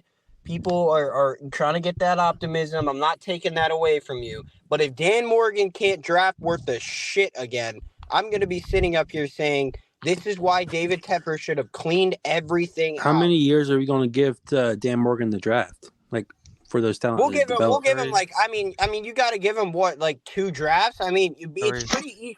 From a fan perspective, we can see when these players don't turn out quicker than the front office does. So we can't just let him continuously give him all these drafts. It's the same thing with you guys said about Scott Fitter. Oh, he wasn't doing anything. Let him pick his draft. His draft that he picked last year was fucking worse than what Matt Rule did. And everyone hated Matt Rule. The reality is he ain't got no picks this year. You at least got to give him 2025. Okay. That's fine. Not gonna fire him, but he needs to make a good pick right now. Like, hell yeah! Damn about waiting on that And- shit. You and he need needs to to show me be- something right now. He needs to be on the phones trading players for picks. I'm sick of this retooling bullshit. We need But to why are y'all retool. expecting rookies to be great? Do y'all? Because they can't. They don't have to be great, Kevin. They Bro. got to get on the fucking field. We gotta hit on some I don't rookies expect down the any line, rookie to do bro. anything. There's proven talent coming out of you do. every single round in the NFL nowadays, y'all. Like I'm not it is. expecting the These rookie are to be all the these guy. other- Oh, the Steelers right. got a pass rusher that had 14 sacks last season. Yes, He was JJ. like a 4th round pick the other year. bro. USC Charlotte. See, this is the problem. This is the problem with Panther fans. We can never just sit back and just fucking rebuild, bro. Just sit back and rebuild, bro. We're gonna win the division. We're gonna retool. We're gonna do this. Nah, bro, we've been sucking ass trying to do that. It's better to suck ass knowing you have a vision, bro. It's save and save the money, bro. We don't need to be spending money this week. We don't have money. We just need to sit back and fucking rebuild, bro. We keep half-ass rebuilding. Everyone wants to let's go win what division though, bro? Like, come on. How you gonna How'd y'all rebuild feel you about can't Chuba draft? right now? How y'all feel about Chuba right now? Somebody And better how'd you feel learn about to him as draft. rookie? Man, I'm fine with Chuba. Did y'all think Dan Morgan? And what'd you think about his down? rookie I year? need another running back too. I'll be the one to say it. Hey, do y'all think Dan Morgan trades down since he only has 5 picks? He need Or to. He need to 6 trade that picks? third. Yeah, I don't want to see any trade ups. I don't want to trade down, Cody. He I don't need to wanna trade see it down. Any He need to trade up. trade The it down. only trade up the only time you trade up is when you're getting a guy like Jackson Smith-Njigba rather than Jonathan Mingo. That's the only time you trade up. You don't trade up for DJ fucking Johnson when you can get him 2 rounds later. Johnson. Not only that, you leave and 4 picks later, Devon Achen fucking goes, man. Like, come on, bro. Oh, I know He that. said JSN, But like, So what to- happens if Madison made DJ more Johnson? sense. but Kev, you said like right. you're not expecting a lot of rookies. I'm like, God damn, can we ever get a rookie to break out for us? See, well, that's Every the other problem, though, team- Cody. We every- gotta can't get him on the field. Cody. That's the every other problem. team, If every the other team Steelers finds thought rookies. that, hold on. If the Steelers thought that JJ, high of him, you they were would have talking drafted about- him earlier. Wait, hold on, let me hear Kev. What you say, Kev? If the Steelers thought that highly of him, they would have drafted him earlier. Yeah, but it They doesn't didn't matter. have At least to, they though, because- drafted him, though. They drafted him. When did the Panthers draft someone that yeah. breaks out as a rookie? And what round? That Because He's you're gonna, talking- I'm not he's expecting a talking- 6th-round rookie He's to talking break about out. getting a. Jeremy He's talking Chin about was the getting a last one. Laporta. He's talking about getting a Laporta in the 5th round at 177. Yes, and- that's when you and know. outworld. That's what the when fuck you He know was a that second-round stuff pick. sucks. That's when you know Puka that stuff was sucks. Bro, Laporta was a Puka 5th-round pick. No, Go Laporta brings was a up a good 5th-round point. pick. Amon-Ra St. Brown He was was a not a 4th fifth-round round pick. pick. No, listen. That's what How Go about brings up. That's when you know that our Oh yeah, stats and are you terrible. thought they were going Because- to be a. T. Hold up. Higgins was a All-pro? 2nd round pick. You thought Hold they were up, all hold up. pros? Hold up. Why didn't the Bengals draft him in the 1st round? Because they didn't have Because to. he was there in the 2nd. And because That's they why. didn't think he was going to be that great. Because they had the No, 1st because they overall had pick, other- you they If they had thought he was dumbass. going to be that great, they needs, would and have drafted him in the 1st Because round. they picked 1 and 33. That's why he didn't go in the 1st round. Hold up. What? They Go didn't think brought he was up a going to be great that great, so they took him You're in the still 2nd round. missing the It was a point, though, risk. Kevin. You're still No, missing the y'all point. missing the. That is the No, dumbest shit I've If ever you you're think a saying seventh that. round pick is supposed to break out, then y'all are insane. Bro, on the then why rookie was it year. Tom we're Brady saying that y'all that first round, expect bro? one seventh round It's rookie You can to supposed to still break out draft in proven the talent rookie year? later on and develop Hold it. up, y'all. Goat brought Y'all up been a giving them great point. Go. What He did we brought do up a last year? great Y'all point. already calling all these players bust. Hold on, Because hold of on. trash. We called DJ Johnson a Break out his bust. rookie year. Have y'all Hold called on. DJ Johnson a bust? Hold on. What Goat was saying about Okay, there you go. Kevin, does he not suck? He sucks right now. Give him time to develop. He's okay. bro. Hold Like, on. I think that's Goat what. brought up a Can I great chime point. in here? Okay. Yeah, Anthony and then Christian. Go Did ahead. Chuba suck his Okay. rookie year? Goat. Okay. Yes. So what he How you was feel saying about him about now? Sam He Laporta, still He's right? sucks. This Average is at how you best. know. This is how you know the scouts suck, because we're out here doing mock drafts that are better than the Panthers players. Absolutely, Than they Anthony. actually draft. That's how you know how Based on bad. guessing. But you see how we're not even doing. We're No, not but even it's also talking that no we more. draft. No, Kevin, it's also that we watch college football and we can clearly see who Yes. the dogs are in the draft. Yes. Like Yes. to the point of like JJ Y'all weren't was happy saying with something Ejiro? about JSN. Hold on. JJ was saying something about JSN. The only reason I said that is because Will Kunkel came out before our pick at 39 and said the one player the Panthers were enamored with in the first round was JSN. So my thought process was, okay, if you're going up for a receiver, why don't you trade up for a guy that has a way better resume, college resume, and is way better highly thought of than some guy from Ole Miss who didn't even crack 800 Yes. JJ, Yes. Not only that, bro. We could have traded up for Michael Mayer, bro, out of Notre Dame, bro. But we don't make moves like that, bro. We don't know how to evaluate fucking talent, bro. But also, That's you're the only way going to to move develop. up so far. You had other draft picks. You had other positions that you had to fill with those draft picks, Anthony. You don't fill They those couldn't positions just with draft picks. You That's pick it. best hard to just available. Trade move up. up every Where did Jackson Gotta You Smith fill have get positions with free Hey, agency. but hold on. Where What are you talking where about? How did we need gotta extra get rid of picks so we can movers fill now. those extra positions. I hear you, but you need linebackers, bro. You need linebackers. You You need fill positions corners. with And free we You still agency. need need all them. this other shit. Like, Bro, you know, Cody, to your point, if Jackson Smith the Jigba went like 22nd, but to the point of like, if you're going to trade up for a player, at least trade up for a good fucking player. Don't trade up for DJ I Johnson. agree. Nobody Thank wanted you, him. Ant. Thank Nobody you, had him Ant. on his board. Yeah. Nobody Okay. had I him hear on his you. board. Thank you, Ant. I got I you. admit Yo, that. but- I agree 100%. Do you think they were the same price?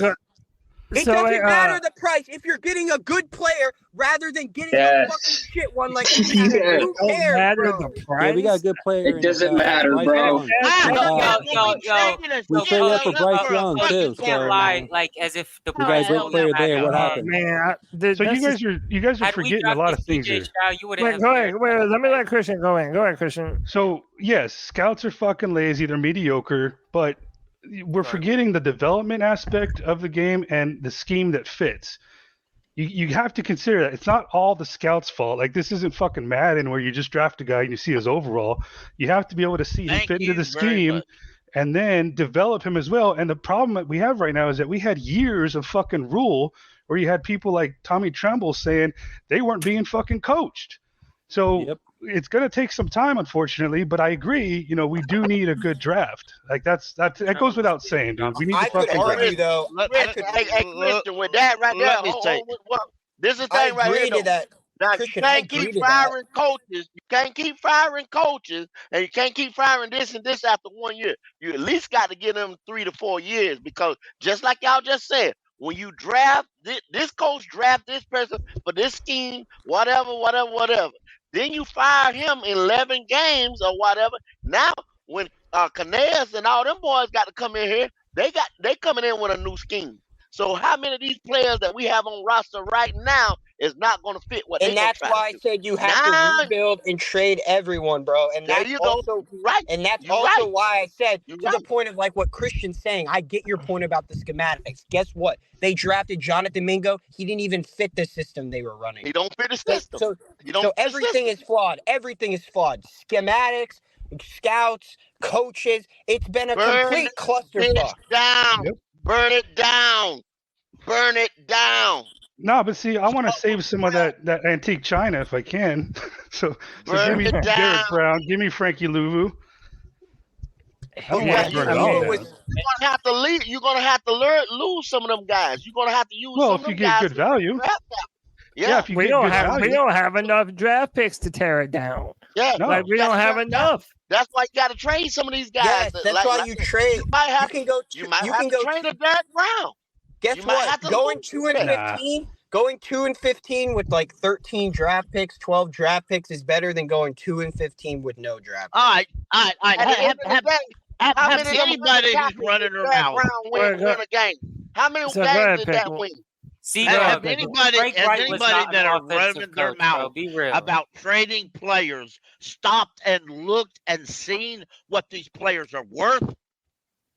Because if I'm an NFL guy and you say, hey, I'm going to give you J.C. Horn and I want a first-round pick, I'm going to say, well, I'm sure you do, but you ain't going to get one. Because I'm not giving you a third-round pick for a guy who ain't played but 25% of the snaps since he was drafted. Pickle. I don't give a damn how good he is. Apparently, the only rookie we need to develop is the quarterback. Everybody's screaming at these scouts. Let me tell you something. If you haven't researched it, a scout don't do the drafting. A scout looks at the players, he puts them on a list or however they do it now, pad or email or whatever, and he records what his opinion of the best guys. It's up to the GM to look and evaluate those players and realize who he wants so he can make his draft board. So you can fire every scout every year all day long. That still don't mean you're going to get another guy good. So then what are the all point the of scouts scout then? does is report to the head coach or the GM about his opinion on a player. If the GM's too stupid to follow the scout's opinion, that ain't on the scouts. Yeah, it's to me. If you want to trade Chuba Hubbard, I They were like too busy Chuba, looking at RAS scores. I'm not Hey, giving but do you think? Hey, let me ask this though. Do you think that they would, especially now that we have a GM like Dan Morgan that has played before, do y'all really think he would be looking to trade guys like Brian Burns and Derek Brown? Because I kind of think that you probably wouldn't. Well, only if the trade being offered is higher than their value. So if you get like a first round out of Burns right now, I would take it. If they're offering a third, I probably wouldn't. Yeah, I'm not gonna lie, y'all. I kind of hope that we're gonna have a first round pick. I just think that we'll get one before the draft. Gonna take a lot. Can I add this in here to Pickles? Maybe point. I don't know, man. To Pickles' point, like I'm sure the Commanders wanted. I'm sure the Commanders wanted to get more for Chase Young, but they had to do it because they were moving in a different direction. You trade player, whether you get a major value or not, you get draft picks so you have a new vision with the new front office moving forward. It doesn't matter what they go for. That's the whole issue with our team. They didn't trade Brian Burns because they thought we'd win, even though the direct vision, which has been... I agree with Burns. We should have traded him way back long time ago. Yeah. We should have traded Burns instead of DJ. But hey man, let me say it again. Hey, let me real quick. Let me welcome my man Stevie the Bull to the Friday Free For All. Stevie, what up? What's up, yo? What's up, y'all? Can y'all hear me? Yeah, man, loud and clear. How you doing, man? Yeah, I feel like it's a lot of Bryce hate, man, and I don't understand it. Like, I think talk your shit, G. Talk your fucking shit. A lot of people want to blame the whole season on Bryce, but nobody not really understanding it's a team sport. You know what I'm saying? Mm-hmm. It's 11 people. You know what I'm saying? Everybody got to do their job. You know what I'm saying? And I'm not saying Bryce did his job every play, because he didn't. But that's understandable. He a rookie. You know what I'm saying? Yeah. But he's a rookie, right? Takes time. Horrible coaching. And it's not even fair to compare CJ Stroud to Bryce Young at all just because of coaching, period. Now, it's a lot of stuff we can use. One thing that the Texans did, they switched up their lineup or their offensive line. So they found something that worked. You know what I'm saying? We ain't switch up. All we did was just plug people in. You know what I'm saying? I think it'd be a great idea for Icky to go to guard. You know what I'm saying? Yeah. I'd rather you know what I'm saying, Taylor move over to left side, Iki move to left guard or right guard, whatever, you know what I'm saying? But put your best players on there, not bringing in 2 guards from off the street. You know what I'm saying? It was no type of adjustment, but that's coaching. All that come down to coaching, man, and the coaching was just horrible. But man, Is it fair to judge DJ Johnson to other 4th-round rookies? I mean, yeah, but look, I think we've been fair about Bryce. Some people say that we're the Bryce Young podcast, but I think we've been nothing but fair on Bryce. I said that he's been very disappointing this year, which is true. And everyone around him has been equally, if not more, disappointing. I think all those things are true. But it's funny because sometimes I'm a Bryce Young hater to some people, and then other people say I do nothing but defend Bryce Young. It's just like so wild, man. We're not gonna have we're not gonna be done with these debates until Bryce proves something. And I'm just hoping that we see a step forward next year. Now, Goat is on the pod. Goat don't believe in Bryce. He think Bryce Young is shit. G Baby fucking thinks that Bryce is the truth and can do no wrong. So, bro, we're not going to get the truth until we're able to get some talent around him. And we just got to hope that Dan Morgan's going to be the dude to do that. Does that go for every position, though? I mean, no, how can it? He's not the quarterback. Not every position is the quarterback. We say, what's his name? Brian Burns doesn't have enough help to get sacks. I mean, some people say that shit. I think he's had more than enough help. I'm 100% confident that they're going to address the offensive line. I mean, if they don't, they'd have to be the stupidest motherfuckers alive. We all fucking see it. How could they not? And I do think they're going to bring in some wide receiver help. So I'm hopeful there, and I just can't wait for the day when we finally have an offense where we say, look, if you suck, you suck. We stop blaming it on someone else. Just make it so Bryce has zero excuses, and let's just see what we have, because he ain't going anywhere. I founded the fucking Bryce Hater Club. You know, so it, but with that said, he ain't going anywhere. I'm all on board for giving him an offensive line, some fucking weapons, and a good scheme, and let's see where he's at. Facts. I agree with Christian. I at least give him that. I'll give him that. Then because I don't want to hear it no more. I don't want to hear it no more. When he fails, y'all, I don't want to hear it no more. Well, we probably so, you think that's at least fair? Go. You think that's at least fair, though, right? Put the pieces around him. He's gonna shit the bed. He gonna shit the bed. So go ahead and put the pieces around him for the next quarterback. All right. I mean, I just think Baker Mayfield was just Bryce Young did shit the bed in the perfect national championship. Baker Mayfield was a perfect example of what good coaching can do for you. You know what I'm saying? It's no way we gonna know if Bryce is trash or not from this one season. But one thing we do know that coaching was horrible. One thing, you know what I'm saying? One thing everybody on every media platform, they saying, man, they gotta call better plays. Man, the receivers gotta get open. Hey man, I feel sorry for this young fella. Cause it's horrible. It's horrible. Okay, let me what try happens with the other he rookies throws with last so year much break out anticipation. coach? He throws with so much anticipation. Like he do a lot of good stuff, but it's like he ain't gonna be perfect his rookie year. I know, You know but just food for thought. How much of the scheme was because he didn't have the arm strength or the arm skill to really execute? I didn't see. I name one pass that looked like he ain't had arm strength. Okay. Name one pass. Wait, is that? Whoa, hold on. Pull the tape. I didn't see Bryce get hit. I didn't see Bryce get hit and throw a pass over the middle on the money. And we don't see really passes hit our receivers. The Miami game, Miami game, he threw it to Thielen over the middle, deep. He got smacked in the face, stood in the pocket. That's what you mean he don't got arms from him. Okay, so then how about this? I'll ask you the same question. Name me the play where you actually like sat back and said, "Wow, that's a fucking pro throw right there." There's probably just one in that Packers game. In the entire season, there was one that said, that's why you chose him number one. That's a fucking NFL arm right there. Yeah, when I don't know if you ever seen the Saints game. I was at the Saints game, the first one, right? It's a sideline throw. He throw it to Thielen. He on the other side of the numbers, on the money, right in the pocket. Okay, well, I guess we could cherry pick. That's not a weak arm. That's not a weak arm. This is I don't why I'm think they looking got to forward work to on it. They're gonna cherry pick one. They're gonna cherry pick. Hey, I'm all on board. Let's get him everything he needs. He ain't going anywhere. Too much of an investment. Tell him, Christian, get him everything you need. Give him everything you need. And hey, and if he turns out great, then I'll eat crow. But it's just I just never saw it, and I still don't. But I do see that he can be a great game manager, not making mistakes, and I am looking forward to that. I'm hoping for it.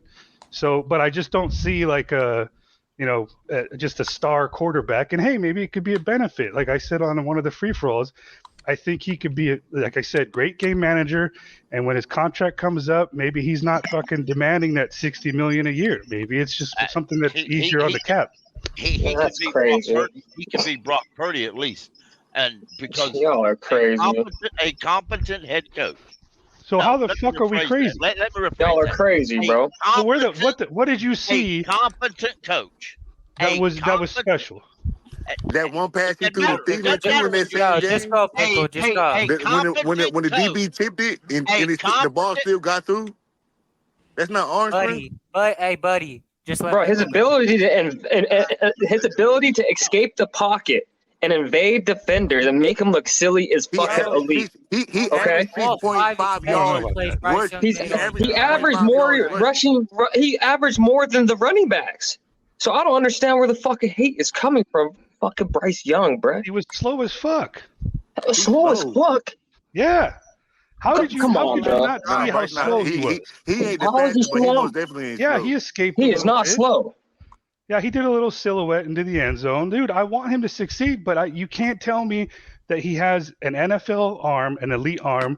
You can't tell me that he reads the pocket really well. Not even an I wouldn't say he has an elite arm, but he most definitely got an NFL arm. We can agree to disagree on that one. Yeah, I think. Hold on. All right, bet. We'll solve this arm talent question real quick. Name me 3 quarterbacks with the worst arm than Bryce Young in the NFL that are starting. Tua's definitely. I said. See, you know what? You know what, Stevie? I said 3 this morning. This morning, I went on Black Cat and I got my ass ate up. Because I made that comparison that Bryce Young is Tua. Bryce Young, bro. If Bryce Young is Tua, then that's what you're hoping for.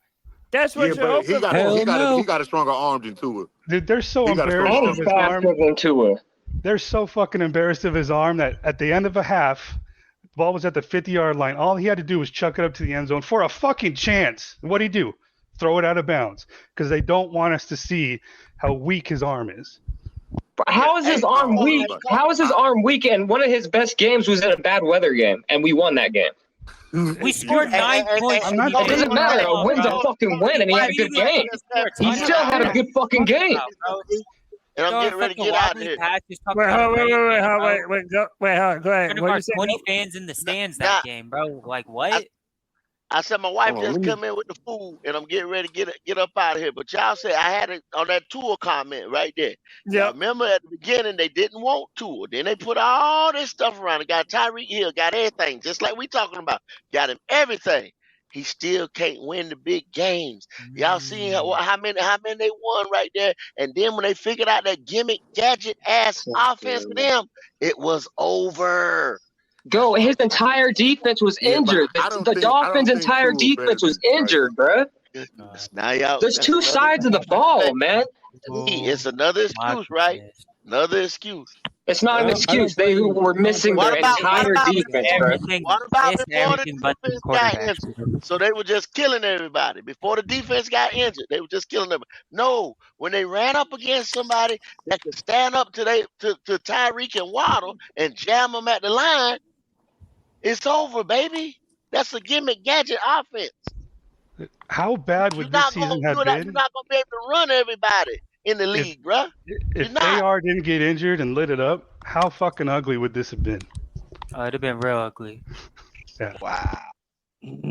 But yeah, I'm going to have to get out here, man. Enjoy y'all, man. Let me go get me something. Man. Go enjoy that dinner, man. All right. Love you, Cody. All right. Love you too, bro. I'll see you around. Yeah, man. Appreciate it, Go. Shout out Black Cat Panther Podcast. Yo, man, Deez hasn't chimed in a minute. Let me hear from my man Deez, bro. Like, what you got to say, man? What's on your mind? I just want to know what's going on with you, bro. Nothing much. I am listening. I beg people all week long to come check us out on the Friday Free For All, and a lot of my favorites are in here tonight. G Baby, love Kendall the Goat, JJ, and many others. I love hearing these guys' Panthers' opinion, and I always ask people to come in and join us. And this is what we went through not last week, but the week before. So 2 weeks ago, we had this knockdown drag-out fight about Bryce Young, and here we are again. And I revert back to what the professor said. This is an 18-month-long discussion. Now we're at about 16.5-month-long discussion, according to the professor's timeline. We're going to continue to talk about, is Bryce Young a success or not? He's the most important piece to this team. He's the most influential piece to this team. He's the reason why we hired Dave Canales. He's the reason why we let go that offensive line coach that is highly regarded in the league, and Dave Campen. There's so many. Everything about the Carolina Panthers revolves around Bryce Young, and everybody's going to have a different opinion. I think it's perfectly okay. One of the things I didn't get in earlier that I kind of wanted to, we were talking about the wide receivers. We need to bring in that Brandon Tillis from the Chiefs. Because if we only have like $33 million available in cap, and if we're going to bring in any kind of free agents whatsoever, then we're going to need somebody to redo some contracts. The first one that comes to mind is Taylor Moton. Taylor Moton's scheduled to get paid $30 million this upcoming season. He's always been a Panther. And he's loyal to our team, and he would be happy probably to restructure his contract once again to help out this Carolina Panthers football team and this Carolina Panthers offense that needs some kind of weapons added to it desperately. Us getting everything we need in the draft with only 6 picks, even if we trade back, is highly unlikely. So my expectations for next season aren't very good. So the whole conversation around, is Bryce Young going to be a successful quarterback in the NFL? Well, we probably won't see it next season. We may see some more flashes. We may see some more good plays here and there. But you got to remember, only one more team in the NFL gave up more sacks than we did, and that was the New York Giants. And that was a complete train wreck they had going on. They, like JJ mentioned earlier, drafted Evan Neal, I believe it was. So we have to resolve left tackle. Left tackle is super important, and you've had a take going for over a year now, Cody, that we need to put Brady Christensen in that left tackle position. And if we're running a more finesse pass first offense like Canales ran with the Bucs, then that might be the right decision. But like me and Pickle discussed last night, a double bicep tear, he tore both his biceps at the same time in the game. Man, I don't know what he did. He must have tried to pick up that defensive tackle to block him to tear both those biceps. 330-pound curl or something like that. They've got to resolve that. If they'll figure out the left tackle position or schematically figure it out, like I talked about last week, sending those chips over there, sending that back, sending that tight end. Someone, Lance, earlier in the chat, been a super fan for over a year. He said, I would sign Luvu, I would sign Derek Brown, and I would trade everybody else. And I don't think that's a bad take, and I just want to give him a shout out. Those are my thoughts, Cody. Yeah, man, dude, you said a mouthful there. But I do think that we could be on the right track, man. And I let me ask you this, man. Like, a lot of people say, well, we shouldn't have high expectations. But I always feel like those could be the years that surprise us. Like, whenever we do have those low expectations years, I feel like those have always been, that's been the air around the Panthers whenever we went on to do something really unexpected. And I kind of feel like this next season has the makeup of that. Like, nobody's truly expecting a lot from us. But I feel like we could have a competitive squad if we really lean into what we're good at, which I think should be running the football. Yeah, absolutely, 100%. We need to get back to what we're good at here in Carolina. That's playing great defense and running the football, number one. Panther Pickle will be an absolute champion of that take, and he'll continue to tell you that. You don't have to look far, Cody. Look to D'Amico Ryans. Look what he did with the Houston Texans. Look how they obliterated the Browns, the best defense in the league, in the first round of the playoffs, a wild card weekend. Look back to not this year, but last year, what Dayball was able to do with the New York York Giants, they were also able to win in the first round of the playoffs when nobody expected anything from them. So it's been done, and it's 100% possible that we could take a few veteran players on defense with some pieces added around them with a coach like Evero. Y'all talked on Evero earlier too, and I feel like that's why we need to retain him, because Evero's been able to do more with less than any other coach we've had here with the Panthers in the last 5 years, probably, at least defensive-wise. Who thought Troy Hill was going to be successful this season? Who thought that DiCaprio Boodle would be a serviceable player? Nobody. So therefore, Evero must be the coach that we need to keep on defense, because we don't want our defensive coordinator running up to our brand new first-time head coach in Canales and tugging him on the arm and saying, "Are we spying this quarterback this week?" We don't need those kind of questions coming from our defensive coordinator. We need somebody who's going to handle his business and stand on his business, as the young people like to say. So that's what we want to see from Evero, and make sure that we retain him this year so that we can have that kind of breakout season from our offense, because we saw it with Dave Ball, and we also saw it with D'Amico Ryans this year. Hell, we even saw it with the Buccaneers. Everybody wrote them off for dead and possibly to finish last in the division. But did they? No, absolutely not. They took those veteran players and put a good scheme around them with our new head coach, Canales, and was able to win the division for the third year in a row. Yeah, they've laid out the blueprint. And I feel like that's a good thing for us, because the guy that we just hired was a big reason for that blueprint being implemented, man. So, Baker gives me a little hope. Geno Smith gives me a little hope. And hey, I know we talked about Chuba Hubbard. I like Chuba Hubbard, man. I don't care who knows me. I think that the dude is a good running back. I think he can be a good running back, even better than what we've seen. I think that if you give him those running lanes to go through, I think Chuba's a good bet. You know, Cole, if you're still on here, I know you were maybe kind of having some hesitations about Chuba, and I wouldn't be opposed to picking up another one, but I don't know. I think that right now we have enough players to be competitive in this division. Yeah, we just got to scheme them up, man. Figure out what they do best and scheme them up. Cody, thank God we're not in a division where a team cranks out 10 and 12 and 13 wins and just wins it every damn year. You know how far away we would really be if that was the case? Like, we're really not as far off. We would be like the Washington Commanders, basically, or the Arizona Cardinals. Right. For sure. I'm just so tired of drafting the top 10. You know, of having that top 10 style draft pick, man. Like, but Cody, Scott Bitter said we're not drafted in the top 10 anymore, and he's right, because his ass is not drafted in the top 10 anymore. That's another thing. I want none of these coaches to promise us anything. Don't promise us anything other than they're going to work your ass off to make the team good. Don't promise no more top 10 picks. Don't promise anything individual. Like, just go out there and get this team to believe in it. Hey, Cody, you know a great way to tell if that's going to be the case or not, actually, on how, if their perspective has actually changed? If how much David Tepper's dumbass is out here talking and saying stupid shit, all right? Because it feels like every time he come out here saying stupid shit, it comes back right to bite his ass, bro. So maybe if he keeps his ass quiet this offseason, we might be in for a treat or two. No, you bring up a great point, JJ. We should have a presser coming next week, don't you think, Cody? When are the Panthers going to drop that presser and let Dan Morgan and Dave Canales speak, you think? And introduce themselves to the private team. I'm assuming that it'll be on Monday. I do not know that for sure.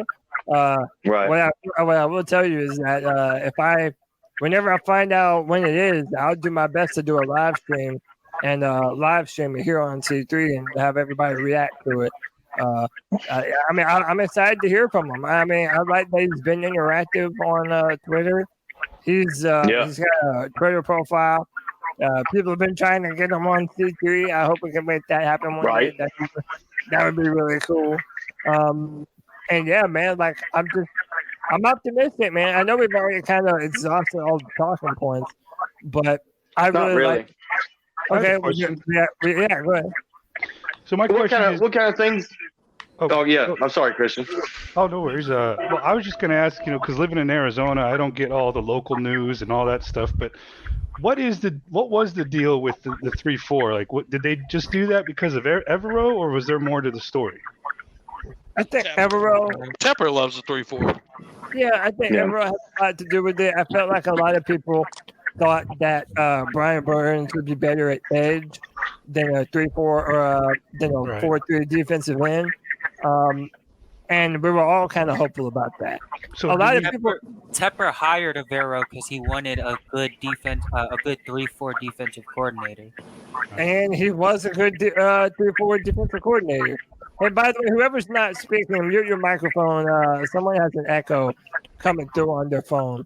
Well, my deal with the Evero is that I liked him, but I can't get past the fact that he didn't get much out of Burns, and that's, to me, that's a huge strike, and that's very disappointing. Is that just a Burns issue, or is that potentially a scheme issue, or even a motivation issue? I think that's a all three. That's a Brian Burns issue most of all, though. But does he get credit for having Derek Brown's best season so far? I think you have to, right? Like, you kind of have to. Like, I don't know. I say with Evero, one of the things that we knew about him, even before the start of last season, is that he does like to use his primary pass rusher as a decoy. He'll let them eat up two blockers or, drop them back into coverage, per se, to use him as that kind of bait and switch type player, as if to not know where Brian Burns is going to be and what he intends to do. But I feel like that's also it. He's tricking himself within the offense. Yeah, you're hurting Brian Burns and his ability to get after the quarterback. With that said, Derek Brown being that beast in the middle of the defense, I feel like you have to give credit to both men, Evero and Derek Brown. The scheme fit Derek Brown well, and he continued to grow as a player. So, to me, it's on both of them. Yeah, I like Brian Burns, but I think it's time for him to go, honestly. Like for real. I really wish they would have traded him instead of DJ Moore, but I've seen enough from him. He's not a bad player at all, but he's not going to be he just ain't going to be, he ain't that. He's nice, but he just ain't. Like, when he had Hassan Reddick here, he was supposed to go off. But Hassan Reddick was that dude for us. Hassan Reddick was better than Burns, Yeah. To be fair to Brian Burns, he wasn't where he was to this day, though, At least year 4 Brian Burns. He make plays, though. But I think we need to use him and flip him and get some draft. He's a complimentary pass rusher. He's not a main focal point pass rusher that can anchor a defensive line. What you can get by in the NFL with just a main focal point, game wrecking defensive lineman, but Brian Burns ain't that. So he's just a complimentary guy. Yeah, I think we just need DJ to Moore flip him. in nowadays game, you need more than one fucking legit receiving option. You need multiple damn. Yeah, but just imagine DJ Moore and Adam Thielen. Oh my God. Exactly, bro. And that's the thing. I shat on this receiving core all off season, but if we had DJ Moore on top of these other receivers, if we had a proven guy that could take attention from these other guys to be able to do their own thing on easier coverages, it would be a lot smoother and easier, but we don't get that grace because Scott Fitter's a dumbass.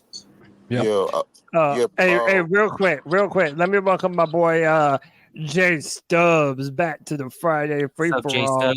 Jay Stubbs, what up, dude? What up, man? What up, King Stubbs? Carolina Pride, woo!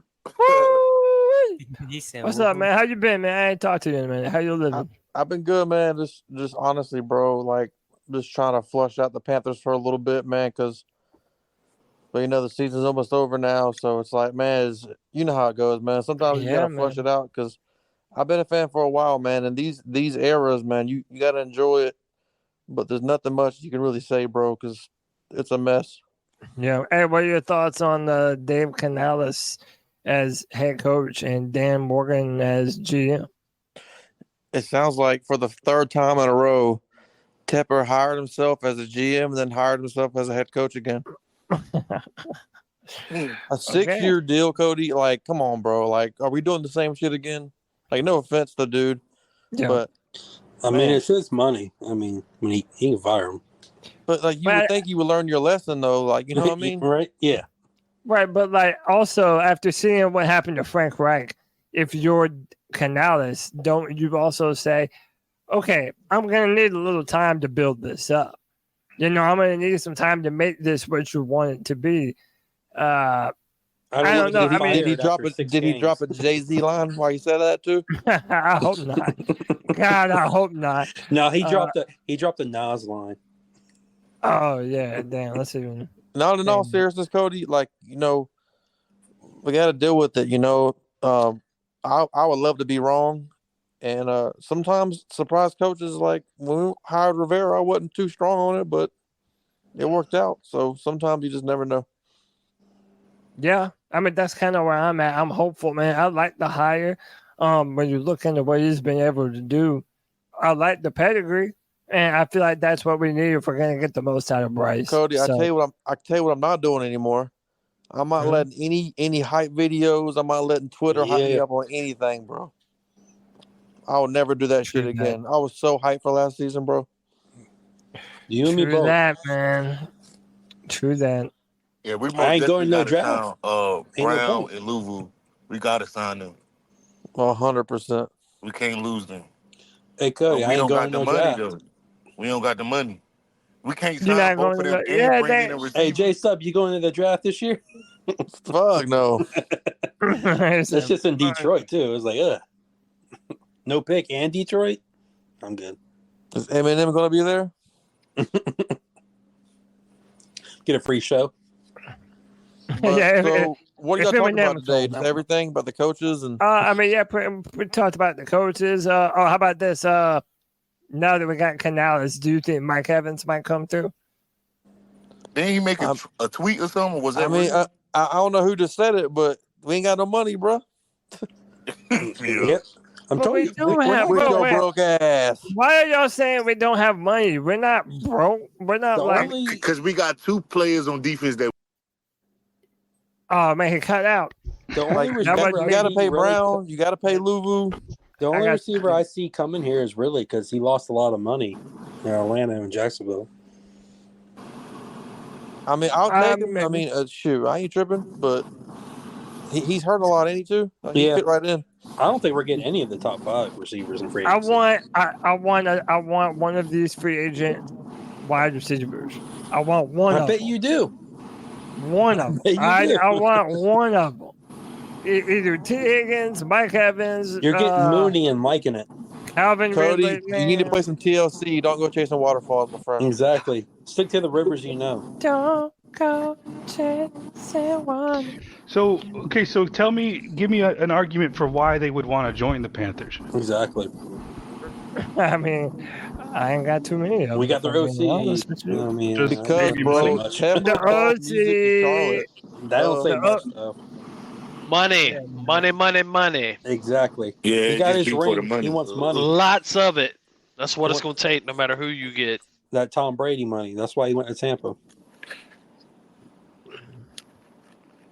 Damn.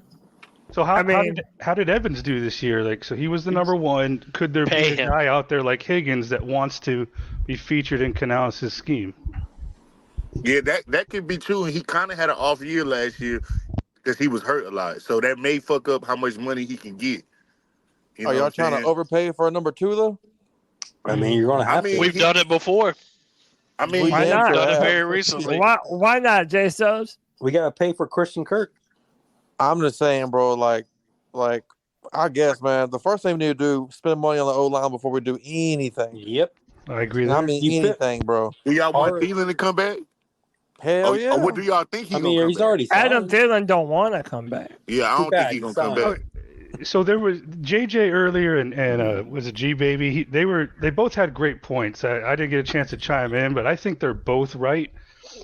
G Baby's argument was fuck that, let's just draft him, and I think JJ's was you need to get a proven guy, and I think that's true for both. However, I do think that it's going to be harder to get a stout offensive line with the second round pick as opposed to you can get a difference maker with a wide receiver there, and I think you would just pound the table for offensive line and the free agency and hope maybe you can get a veteran wide receiver, but If not, then you just got to focus on in the draft. You He needs to retool fire through the free scouting agency. department.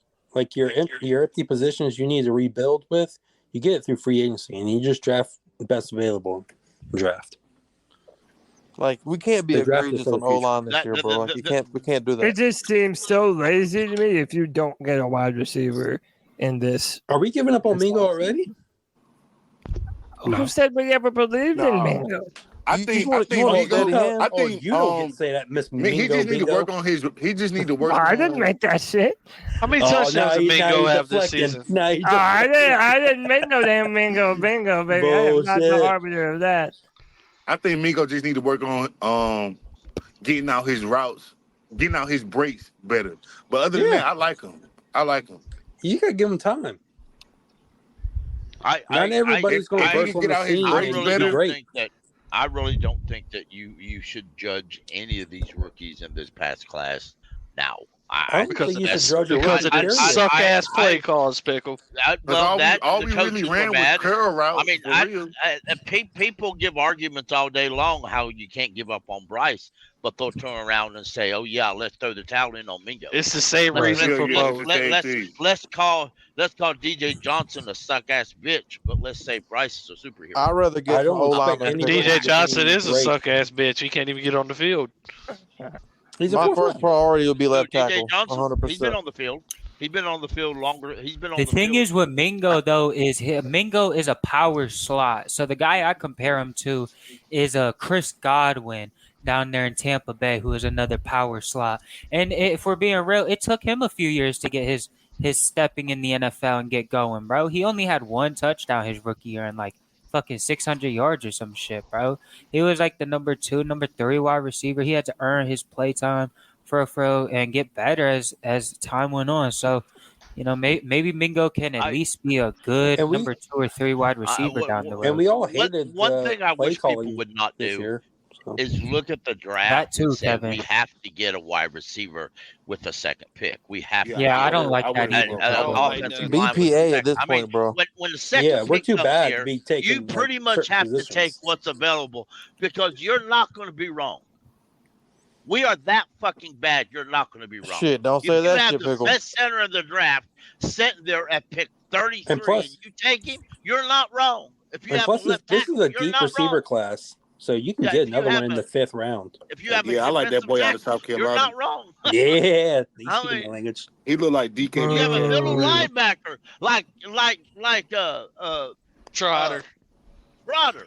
I wouldn't mind that's Trotter. You're not wrong. Because That's who I want. boys and girls, I would draft the middle linebacker, and I don't give a damn who don't like it. Yes, sir, Pickle. I'm with I'll that draft shit. him. You draft the best player for real. Swear to God, I would draft the That way we linebacker can right put there. Icky at guard. We got a guard and left tackle now. So I just hope this dumbass. So I hope this dumbass don't make a move to get back in the first and like destroy our future assets. I agree with you, Jay. I think I don't think everybody's we're going to screaming trade to much in the back. draft. I think if David Tepper, bro. I personally believe that you trade Burns, but you let him know that you're planning to trade him, so he needs to sign a But y'all franchise think we tag get so a he can first for figure out Burns? somewhere to go. I think Hell it matters yeah. what Yes, I team it would. is. We probably should get first. Do y'all But really at, think at the we're ass getting end of the first round, do but y'all who really gon- think we in good? the first Who round for Burns? who need Burns though? I will say the What team? the What Jets- team? The Rams have tried twice. Third Yeah. time's a charm. What about the Bills? I would take if the Rams call you up and say, "I'll give you the 21st pick in the You don't think the Bills need 2024 draft defense? for Brian Burns." Would you take it straight up? Yeah. They threw a third in there. Yeah, I ain't gonna lie. If we can get a first round pick this year, I'll take that first round, that second round pick, trade up to the top 10 and get that LSU wide receiver. I would. Because I'm not trying to pay Burns I- 25 million a Nabbers? year, bro. Keyshawn Boutte? No, I want Nabbers. bro. Hey, well, he's got Yeah, illegal that's problems. He big. just got busted for gambling big time. No, that's No, that was Boutte. Boodle. Oh, my Boutte. fault. He's I thought already it was in the one league. of them.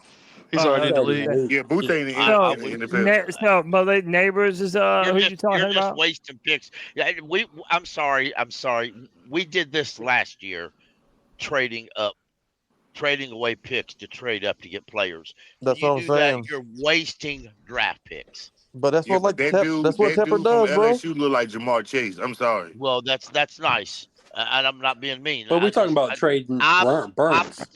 Yes, That's true. Yeah. Yes, trading Burns for a pick is great. That's not what I'm talking about. Yeah, that's what we're But talking if you about. do that, then you turn Talking about around what you and gonna trade do with it. a couple Oh, okay. others to move up in the top. Nah, I wouldn't do all that shit.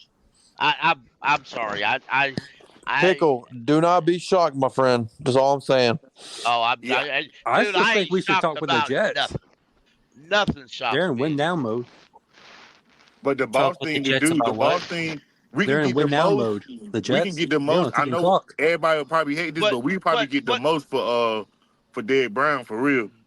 But Nah, We would get No, the I'm most not- for him, but we I'm don't not need to trading do it. Derek- He's I'm he's not tra- untouchable. I Yeah, said Derek this the Brown's other day, my untouchable. friend, and apparently you wasn't around.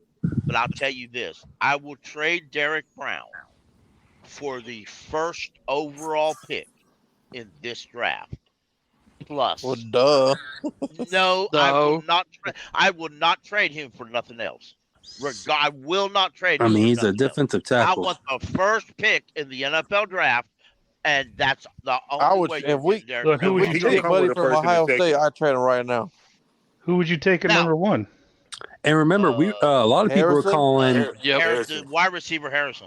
and Pickle. That's who I'm taking. Pickle, and a lot of people 2 years ago were calling Brown a bust. So I know that. Because if we You want gotta let to these do people that, let them develop. we can get Harrison Here's what and I then think trade you up and do get a with real and use them 2 second-round picks, trade up and get a real left tackle at the end of the first round. That shit's I not just gonna think we happen. should. I mean, I stab with Icky. I don't know that you. I don't know that you can trade up and get a real player. I'm sorry. I've heard that. I've heard that for 30 years. If you trade up, you get this guy. I think I remember a time when the Panthers traded up to get this future left tackle, and he was a fucking bust. I just think we I should build through the free agency. What about Emmett Brown? Because Are you talking about Icky? No, you're talking about I think he's talking about Jeff Ota. We had we drafted a running back in the with second our round. first pick. And then when we traded back into the first Was round, that Emmett Brown? No, that was Michael Orr, or that not Michael Orr. That was OT. Jeff Ota. Jeff Ota, he that's just got who it was, hurt all Jeff the time. Yeah, That man had like exactly. But we 27 still- concussions. But Pickle. he was supposed to be our future left tackle. He was going to play on right for a little while, a couple years. Then He was good for a bit. And, I know a girl he got who hurt was all the banging him. She said all he did was smoke weed all day long, bro. All Yeah, day. that's what I say. I mean, I've just been I'm not into that. That Jealous. motherfucker had headaches 24/7. Here's what I think you could do with Burns that people aren't looking at or they're not talking about. Some of these folks probably would take Burns for a player. Let me throw a name out there. I heard this mentioned by an ex-GM on XM radio a few weeks ago. He said, "If I'm the Panthers, and I'm the Bengals, I'm going to tag T. Higgins, and I'm going to tag Brian Burns. Then I'm going to have my GM call him, and we're going to swap picks because T. Higgins will play for Carolina on a franchise tag. I'm trading Burns for a first. I ain't trading for no player. Do the same thing. So." I'm trying to But get a cheap contract, my friend. A team is more likely to trade you a player that they really don't have plans to keep than they are a first round pick. So Yeah, because they most definitely ain't got no money. Hey, side note. Speaking of weird owners, do y'all see that Vince McMahon shit, bro? That shit was crazy. Dude. No, what happened? I'm Bro, watching Vince- SmackDown right now. Bro, What Vince happened? McMahon is a demon. What he do? Oh, there's all you kind of talk new about Vince sexual rape McMahon. allegations Yeah, with he got his feces and all kind of Bro, shit. bro. What? Now, is this some kayfabe shit or is some real Oh shit? no, this is Nah, bro. He literally this is stepped some down devastating as the chairman today. yeah. He said, wait, wait, what now? But if y'all It's all gonna tell me, it's- y'all gotta just really look tell it me up. what Nah, happened. just Look look it it up, up. We don't 'cause need. you might get no, pulled we off don't the need to internet, my say it. friend. Yeah. Damn, all right, man. Now I gotta look that shit up. I'm gonna piss on you. Worse than that. Yes, I do. Well, Who are you guys talking about? Vince Vinny McMahon? Mac. Vince McMahon. Shout out to the Royal Rumble tomorrow. I'm watching it. Don't give a fuck. Yeah. Bro, I could not believe them text messages, bro. That was wild. Like that shit was crazy. Yeah, no, I read them. I looked it up on Google. Damn. Yeah. Please Do y'all got somebody faith in the new expose head David coach? Tepper. Please somebody expose Tepper. Damn. He likes to get his feet Okay. rubbed too. Let's take his team from him. I want to Y'all be got the faith in the new resident head coach? Tepper defender here. I just want to, like, when people talk shit on him, I want to know why. He really isn't the biggest villain everybody makes him out to be. Everybody else I like know. a super I mean, villain, like God. I think I this hate is a him, bro. clear sign Sorry. that he stepped back. I really do. Because he's think an he stepped back. egghead, little dick. Oh, you're just jealous. You're just jealous because Man he threw a gets more drink you on got. somebody, He bro. got more money than you got. He got a per your wife and you. Oh, you ain't got a wife. Man, I fucked his wife. I don't care about that. And anytime he wants to see a football, he just see it. Okay, well, No, I think the biggest problem with Tepper is he just Two he hands don't on, bro. he want to win. His biggest problem is he want to win. He want instant success. That's his biggest problem. Other than that, I fuck with him because he just ain't gonna take no shit. Hey, how long you gotta watch something to know it ain't gonna work? You know what I'm saying? So I get that, but at the same time, you gotta give these motherfuckers a chance. Bro, You know I say it a what I'm million times, bro. He treats it like stock. Like that's what he's famous for. Like this is not stock, bro. See, okay, all I want to know is you can't do a flip. starting to get that though. What did he meddle in that wasn't deserved? He should have let Frank Wright finish the season. He should at least let him do two No, seasons. He should not have let Frank Wright finish the season. Frank Wright, that is the quickest way to lose Frank us. I'm Wright not was gonna a lie. poor excuse of a man. Frank, Well, you it heard just- what I said it. He was a poor excuse of a man for accepting a job, walking in it, not turning out exactly the way he wanted, and turning crybaby, wanting everything his way or no way. Boom. For what he did to this team and his inability to take complete charge over this football team, he was a poor excuse of a coach, and I'm calling his ass out because you're not going to tell me that he couldn't have took control. When Thomas Brandt, when he found out people were jumping him, if he should have went to them directly and fired their ass before they got to him. But he didn't want to do that. He wanted to be Mr. Nice Guy. He wanted to be Mr. Goody Two Shoes. Sometimes in the NFL, it's a cutthroat business. You either do the cutting or you get cut. One of them two goes. Frank Wright was should not have been hired, but he was. And if he wanted it his way, he should have told everybody that straight up. When Thomas Brown wanted to do something, he said, "No, dude, I'm the boss. I'm the head coach. You're the offensive coordinator. You go over there, do what I tell you to, or you can leave right now." But he didn't have the balls to do that.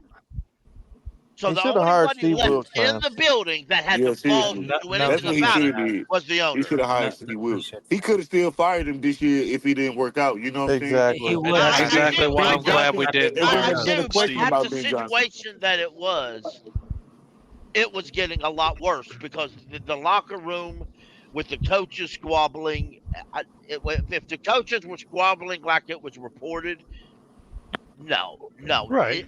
When you have coaches squabbling over who's in power, no, that's the job of an owner to come in and fix that shit real quick. And that's the problem. He's too involved in the whole thing. That's the problem in the first place. No, I mean, in my opinion. Yeah, I understand that. I do. But when Matt Rule was there, we never had this issue.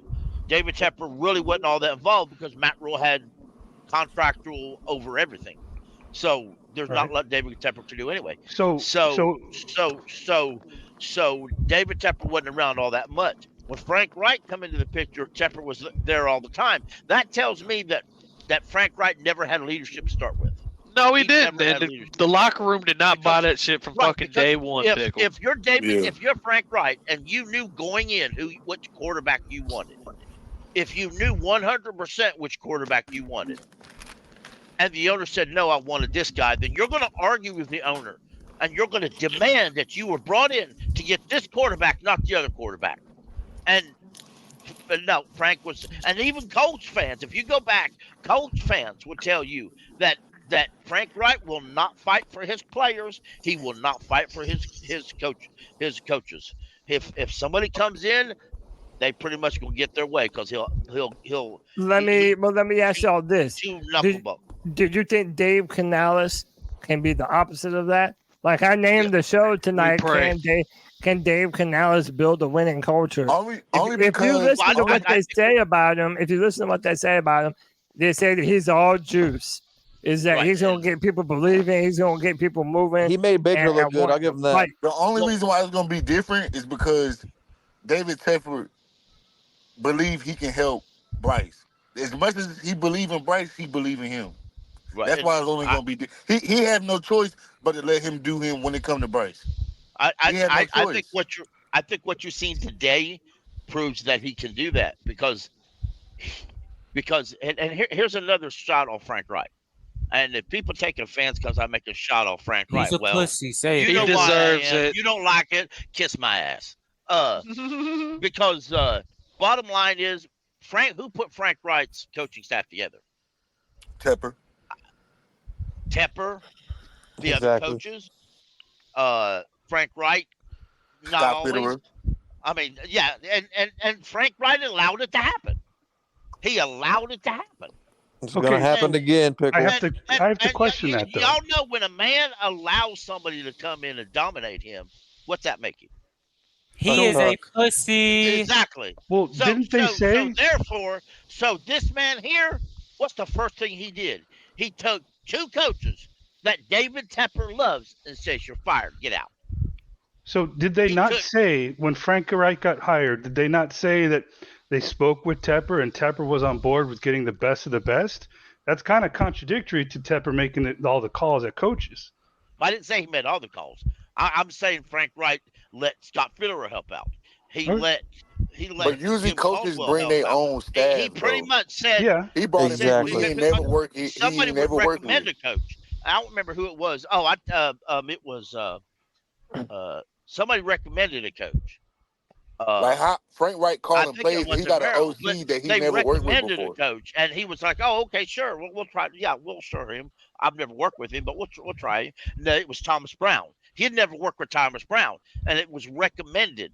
And I wonder if it's Tepper or Scott Fitterer recommended it to Frank Wright. Frank Wright said, "Okay, sure, I've never worked with him, but maybe we'll get the system put together."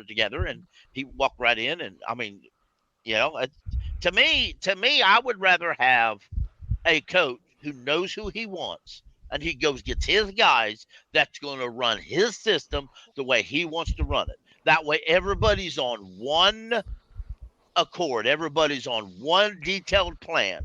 Here's what we're going to do, the way we're going to do it, and if there's any questions, you come see me. Was y'all cool with the Dan Morgan hire? I missed the. Absolutely. Well, hold on. Let me ask you. Were you cool with the Dan Morgan hire? Again, and like I said, this is just my opinion. I can be wrong. I'm an Iker fan, just like you fan. To me, like I said, I felt like he just hired himself again. Like he got somebody who was already in there, who's been there, and he's like, "Fuck it, I'm gonna do business with myself. I'm gonna hire this guy who's gonna be another yes man because he's been a yes man, and he's gonna say yes man." Well, I'm going to tell you what. Tepper needs a fucking yes man. And what he needs is a guy to say, yeah, I have your back.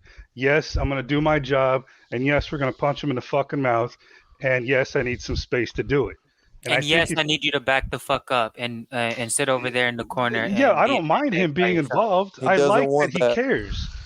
I like that he cares, and I like that he's involved. If he wasn't fucking involved, we'd still have Reich right now. And I think we all agree that would be a bad choice. You're right. You're right. You are absolutely right. I think with that Dan Morgan thing, if Dan Morgan went against them draft picks, then I understand why I like it. But if he stamped everything that we did these past 3 years, it's he a yes man. He a yes man. Hey, as long as he's saying yes, I have your back, and yes, I got this under control, I'm good. But I don't think he needs someone to say yes or fuck you, get out of my fucking office. He just needs a yes, I have your back, and we're gonna fucking get this. And I think Canales, that is one thing I'm excited about with Canales. I think he can be that effervescent type of personality that people are going to get on board with. And I think Dan might help get it there, but I don't mind if Tepper's involved at all. If I could say, Cody, the other day, Sea-Dog, I saw him in the chat earlier, but I get busy doing something.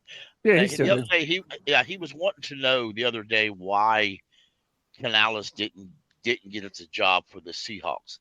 Well, I heard a lot of that on the radio this morning, and I found out some things I did not know.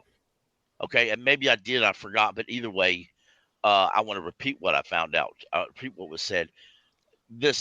A beat reporter for the Seattle paper said that the reason is real simple. If they wanted Pete Carroll, they would have kept Pete Carroll in charge. They didn't want a Pete Carroll lookalike. They didn't want a person who was going to do everything the way Pete Carroll does. They wanted something different. They wanted to go in a different direction. That's why they never called Canales up. And boy, I can't wait for these predictions. Because Canales is so much like Pete Carroll that they didn't want a Pete Carroll lookalike. And that makes sense because Pete Carroll spoke very glowingly about Dave Canales. Yeah, and it basically said that Dave was synonymous with their offense. I'm so fucking happy we have a Spanish head coach, man. That was one of the biggest sad parts to me about us losing Ron. Him being Puerto Rican just like me, it's a little cherry on top, bro. He's your favorite at that point, but now we got another one. Hey man, I like it, man. We had success. Diversity, man. We had championship success. Made it to the NFC championship success with our last Hispanic head coach.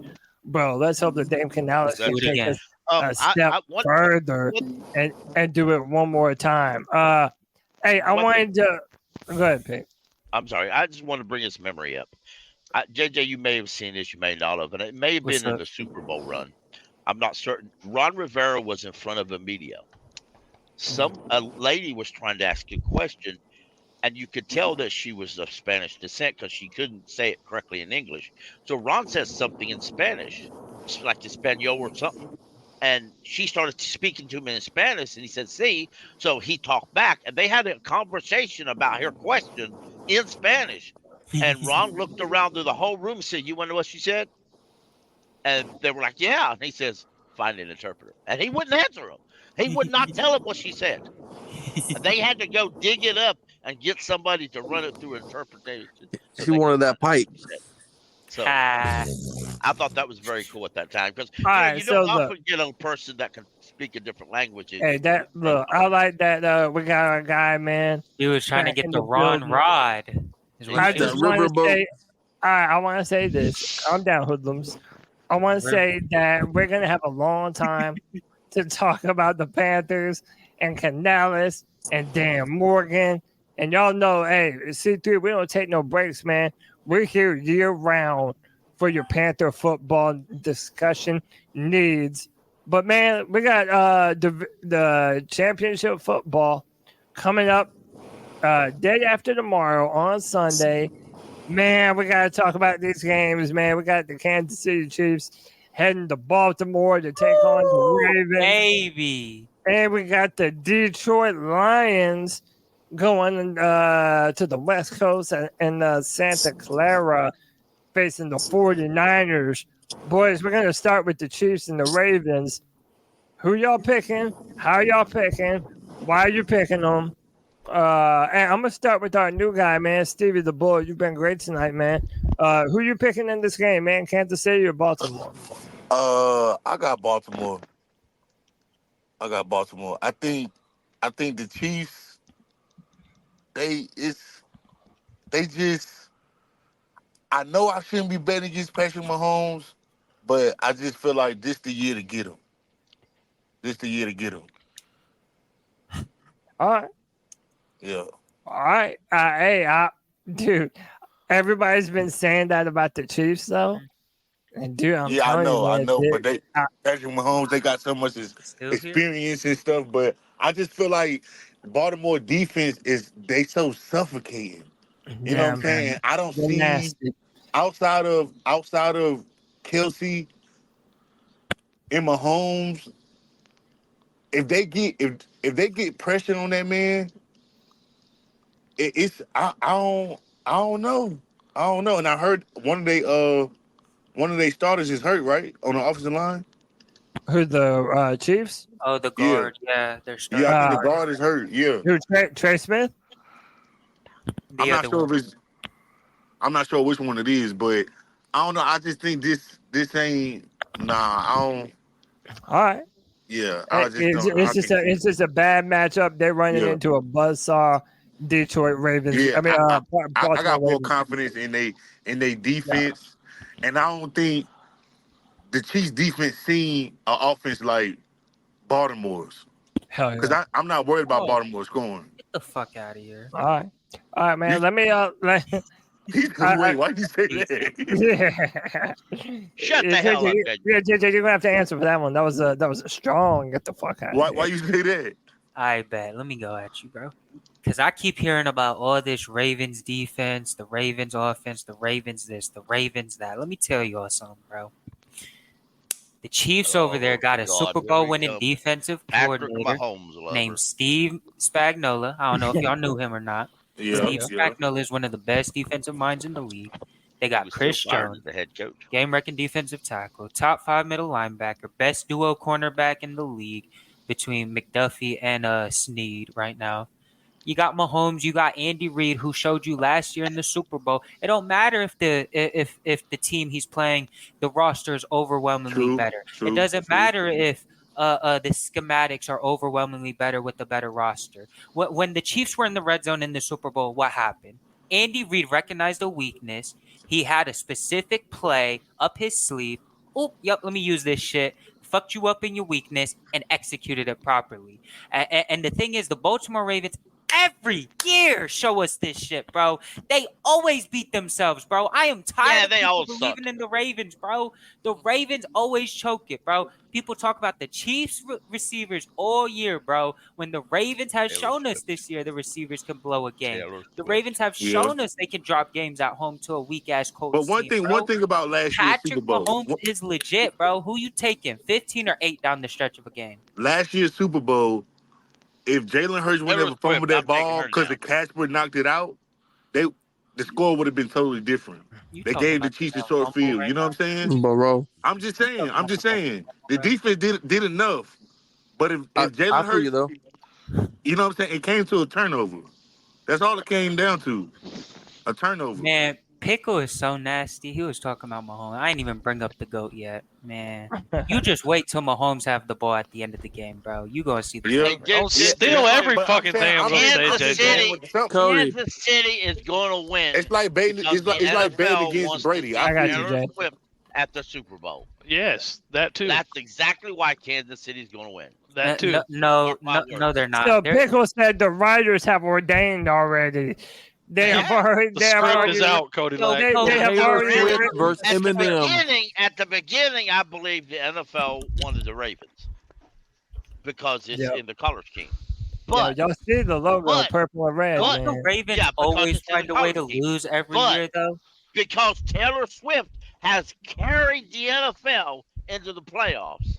You don't think they're going to lose off? Imagine the Super Bowl with 1 billion Swifties. It's gonna happen. It's gonna happen. A lot of people. I don't know why you acting like it's not gonna happen. That's exactly what's Taylor happening. Swift versus Eminem, bro, is happening. How low key It is happening. No, I'm tuned into that. Let me tell you, dog. Dude, how fucking low key anxious is the NFL right now? You got the logo conspircy if the Ravens win, and you have the Tay experience if the Chiefs win.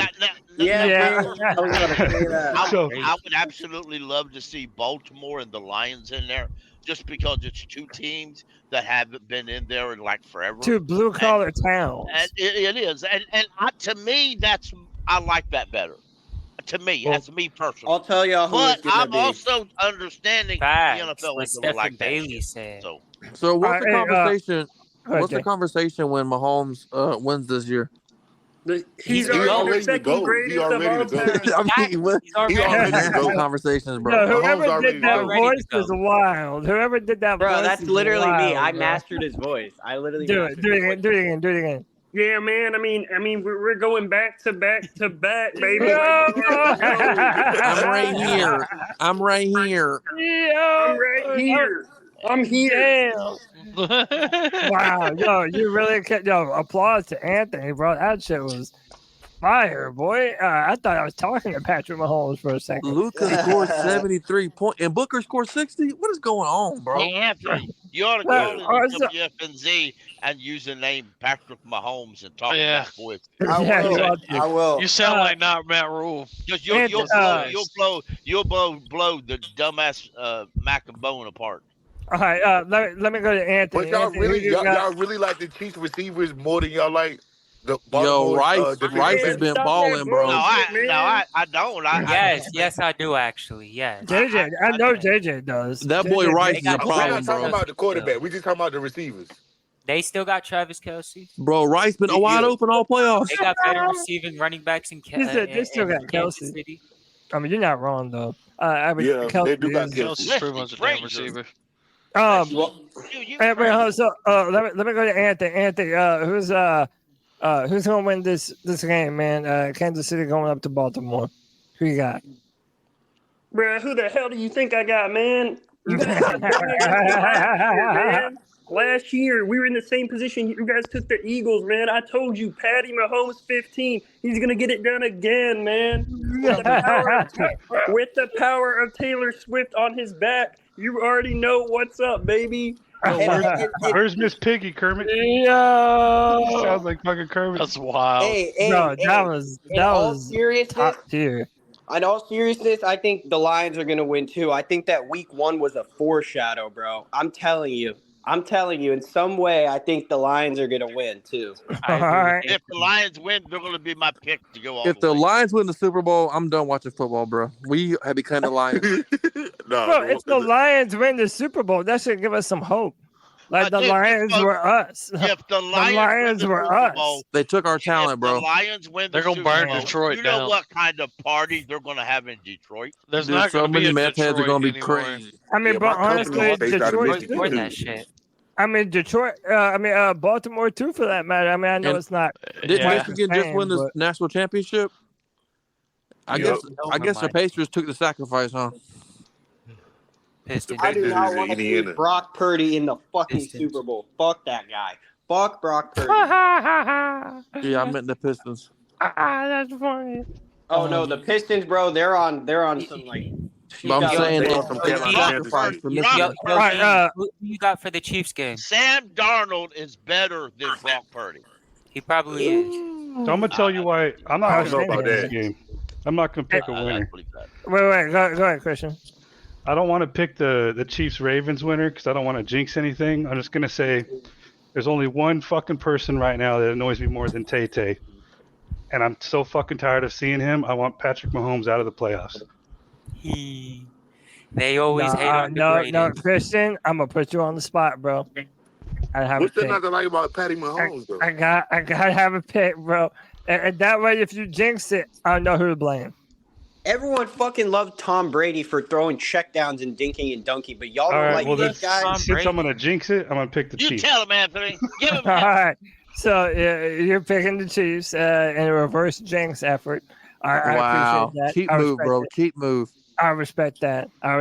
That's a big time money move right there.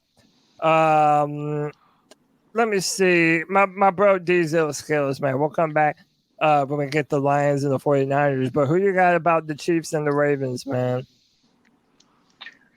Man, that game between the Niners and the Ravens earlier this season, just a few weeks ago, was really influential over how I feel about this Ravens team this season. They look dominant, and I feel like that San Francisco should be the best team in the league, at least according to the roster. However, a lot of points that JJ made and what I've seen over the last couple of weeks from the Chiefs has got me kind of worried. I even saw a crazy conspiracy post on Twitter about how the Kansas City Chiefs have brought in referees that are more likely to help the road team win. This feels like a complete toss-up to me right now. I'm not sure. Bro. Right? Let's think. Let's go. I'm gonna have to go Ravens in this one. I feel like the Ravens somehow overpower this Chiefs team. They've looked really good. I like all the points that JJ made, and I feel like if the Chiefs win because of what he said, I would not be surprised whatsoever. But up until now, the Ravens are the stronger team. They're definitely hotter for sure. They are the hotter team right now, man. Everybody's picking them like to win the whole thing. I mean, they played Detroit. And they stomped Detroit earlier in the year. They've beaten San Francisco. So I understand why the easy money is on Detroit. Pickle, were you just joking about the KC Taylor Swift thing, or is that your pick? No, those are my picks. I think that's your favorite singer, right, Pickle? I think Kansas City goes to the Super Bowl because of I don't want to say a messed up call or a questionable is the best word. A questionable call by the officials. I just think did you make a pick yet? Are you Pickle? Are you saying that he's the new Brady? Bro, Yes. the Ravens haven't. Yes, he is. The Ravens haven't been here before, bro. They haven't been here. If this was Joe Burrow, then I'd be like, all right, this is a toss-up. Because that dude just looks like a guy that can lead you to a Super Bowl, which he already has. Right. If Lamar, I'm going to say this real quick. Whoever comes out of the AFC is winning. I'm sorry. There's the NFC. Oh, yeah, I do believe that. I do believe that. Because you know what Shanahan going to do. That's big fact. Oh, no, Shanahan's going to throw the ball like 30. Shanahan, bro, I don't even want to get on his ass, bro. He's been bad. You're damn right, Anthony. He's been bad, bro. And JJ knows what I'm talking about. But, man, if Mahomes wins this year, he'll have 3 Super Bowls while he's 28. This man is on track for greatness, bro. This man is on track to be the greatest of all time. From the eye test to the rings, baby. Give me Kansas City all the way, man. Y'all be playing with me too much. Damn. Hey, you need to get your. Cody, I just want to say one last thing. I just want. All right, you go, Pick on. I'll go right. Because you're gonna like this, JJ. So listen up. I ain't gonna say it but once. As much of a Kyle Shanahan fan that I am, and JJ knows it, Kyle Shanahan needs to stop slobbering on Brock Purdy and go out and get him a real fucking quarterback if he's going to succeed in this league.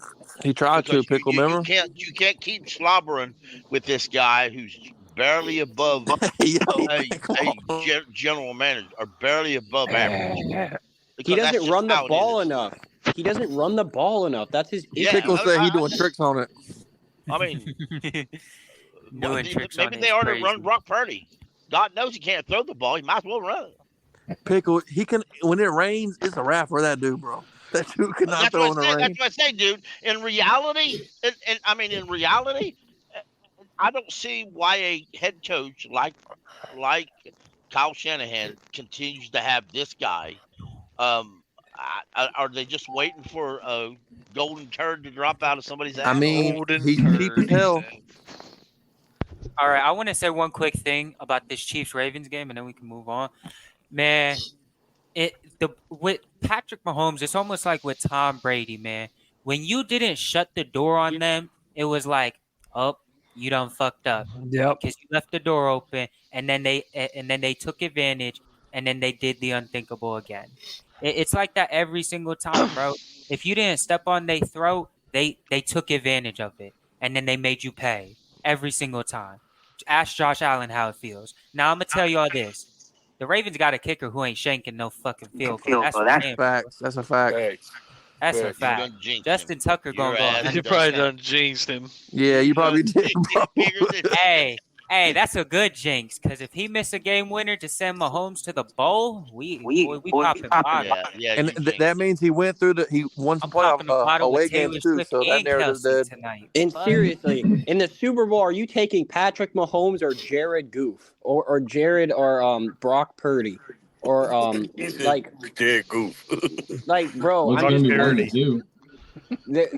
know, bro. It's hard to bet against Mahomes. He's literally the new Brady. He gets every call, everything. Who do you trust with the ball down the stretch? 15 or 8? It's 15. I hate to say it, but 15. Exactly. I trust 87 too, to be honest with you. But look, what does it say this year? It's ridiculous. But look, let's be real. I mean, the Bengals have beaten Mahomes and the boys in the AFC Championship game like a year or two ago. Like, it's not like they're unbeatable. And, dude, if Lamar and the Ravens are ever going to do it, this is the team to do it. They've got this defense purring, man. Cody, I'm gonna Oh tell my! you I what's can't gonna with happen. Cody, bro. Listen, Cody- JJ, let me get this off. I'm gonna tell you what's gonna happen. I'm gonna tell you exactly what's gonna happen with this game, JJ, bro. you see how you just misconstrued everything I said? I'm not switching up my belief on the Ravens. I'm saying that if they were ever going to have a hope to do it, this is the team to do it. If not, you're never going to have this opportunity with Kansas City That on is another true. down He year did listen ever to you. again. Cody, it I know, does feel like a everybody- heavyweight title fight, don't it? But let's It be does, honest man. here, though. Cody, no he's team is, no it's team gonna is be gonna have a Pat, man. shot Hold on, let Cole go. He has something to say. Yeah, let me get this off right quick. I haven't made my pick yet. I think Patty Mahomes is going to win this game in the 2-minute drill. I think Pacheco is going to have a better day than people realize, even though Baltimore's defense is smothering, and it could be Kelsey with the game winner, and your ass is going to deal with Tay in the Super Bowl. Shake it off. Shake it off. All that shit. Yeah. Damn Bro, right. It's for coming. real, who is going to the KC Panthers game next year? Because that game is That's gonna. in Germany. Yeah, I know, bro. No. He said that's in Germany. What is our Germany Joe game? Person But it is, though, reported right? it's not going to be. No, he reported it's not going to be KC, and I know exactly why. Because Tepper's ass got in there and he said we got to sell tickets for this bitch. Absolutely. That's what Tepper said. Y'all kidding? My ass don't go to Charlotte for a game. I ain't traveling to Germany. Pickle, what the hell are you talking about? You going on the plane with us? Pickle, you'll fit right in, bro. I tell you what, if you buy it, I'll go. If Bro, you I'm buy it, trying I'll to go. go to Germany. I don't know about y'all, man. I'm trying to. Facts. I'm with Cody. I'm trying to get them German steroids. Yeah, and I'm trying to see some of these German women, bro. Shit, come on, bro. Hell yeah. I heard they into some other shit over there in Germany, bro. Straight up. They on that Vince McMahon, my boy. Yeah, yeah, on some of that fetish type shit, though. Anyway, I'm dumb as hell. Hey, man, let me welcome my man Kyle from Charlotte Sports One onto the show. Big Kyle, what's up, Every show dude? he goes to, he drags ass. Hey, how we doing, guys? How you doing, man? How you That's, doing? that's right. At the very end, I dragged my ass in here. Give me your prediction for give me Dude, your it's the prediction Ravens. for Ravens and It's the Chiefs. Ravens. It doesn't matter. It's the Ravens. The Ravens are gonna win it all. Tay says All right. Win it all. Yeah. Has anyone not picked Ravens Chiefs? I haven't, but you know my answer. Patrick Mahomes, bro. I can't help it. If Lamar wins it all, he's better than Cam Newton. Hey, I feel like by the way, either way, that's two legacy plays, right? Mahomes wins or Lamar wins. But hey, just so I'm clear, the majority of y'all pick KC. I feel Picking Tay. Yeah, the majority. Cody, how's that sound? 2 MVPs, 1 Super Bowl for Lamar. That'd be amazing. That would be pretty. Yo, Cody, that'd be pretty damn cool. The reason why I said that was so nasty for you picking the Ravens, because it was like, wasn't it a week ago you were sitting here, man, Lamar don't do shit in the playoffs. I didn't even say I picked the Ravens. I you just didn't? said I said if they were gonna do it, this would be the year to do it. That you ain't gonna have this chance very often. And how about this, JJ? I'm picking the fucking Chiefs. Because I think everybody. This is Kansas. Whoa, I don't know who I'm hearing myself. This is Kansas City's world, and we're all just living in it. How about that? I'm telling Mahomes is the king of the NFL, whether you want to admit it or not, Cody. I admit it. You're muted, Pickle. Mahomes' hardest opponent left was last week. Last week was his hardest opponent. Yeah, but that shit don't matter at this point, bro. You're still muted, Pickle. By the way, yeah, everybody has doubted the Chiefs all year, and if we're being real, who's the hungriest dog of the food chain? It's been Patrick Mahomes, and you've made the dog hungrier. All right, he's coming for the AFC. This is his AFC. 6 AFC championships in a row. He's taking the AFC championship again, bro. It's his AFC. Yeah. It's his 3rd title coming. 6 in a row.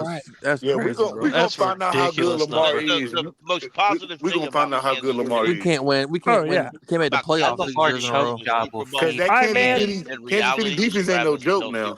No, it is not. All right, Finally, one. y'all are living in it, man. Just accept the reality. I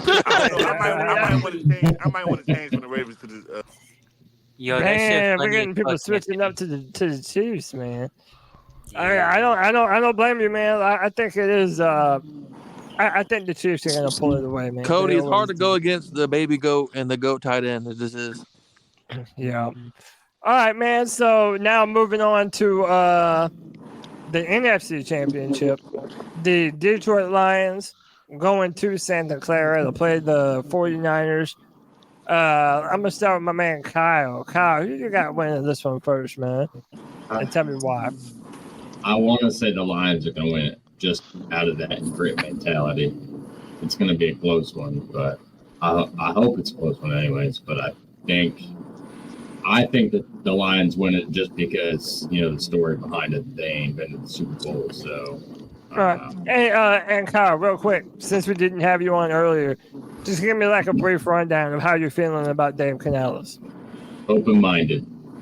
I'm feeling open-minded. I gave Frank Reich the benefit of the doubt, and I did not like the hire. So, Canales isn't as bad as Frank Reich, in my opinion, because Frank Reich, when I looked at him, physically looked at his face, I knew that the guy was not going to win the locker room. Extra mayonnaise, bro. Extra mayonnaise.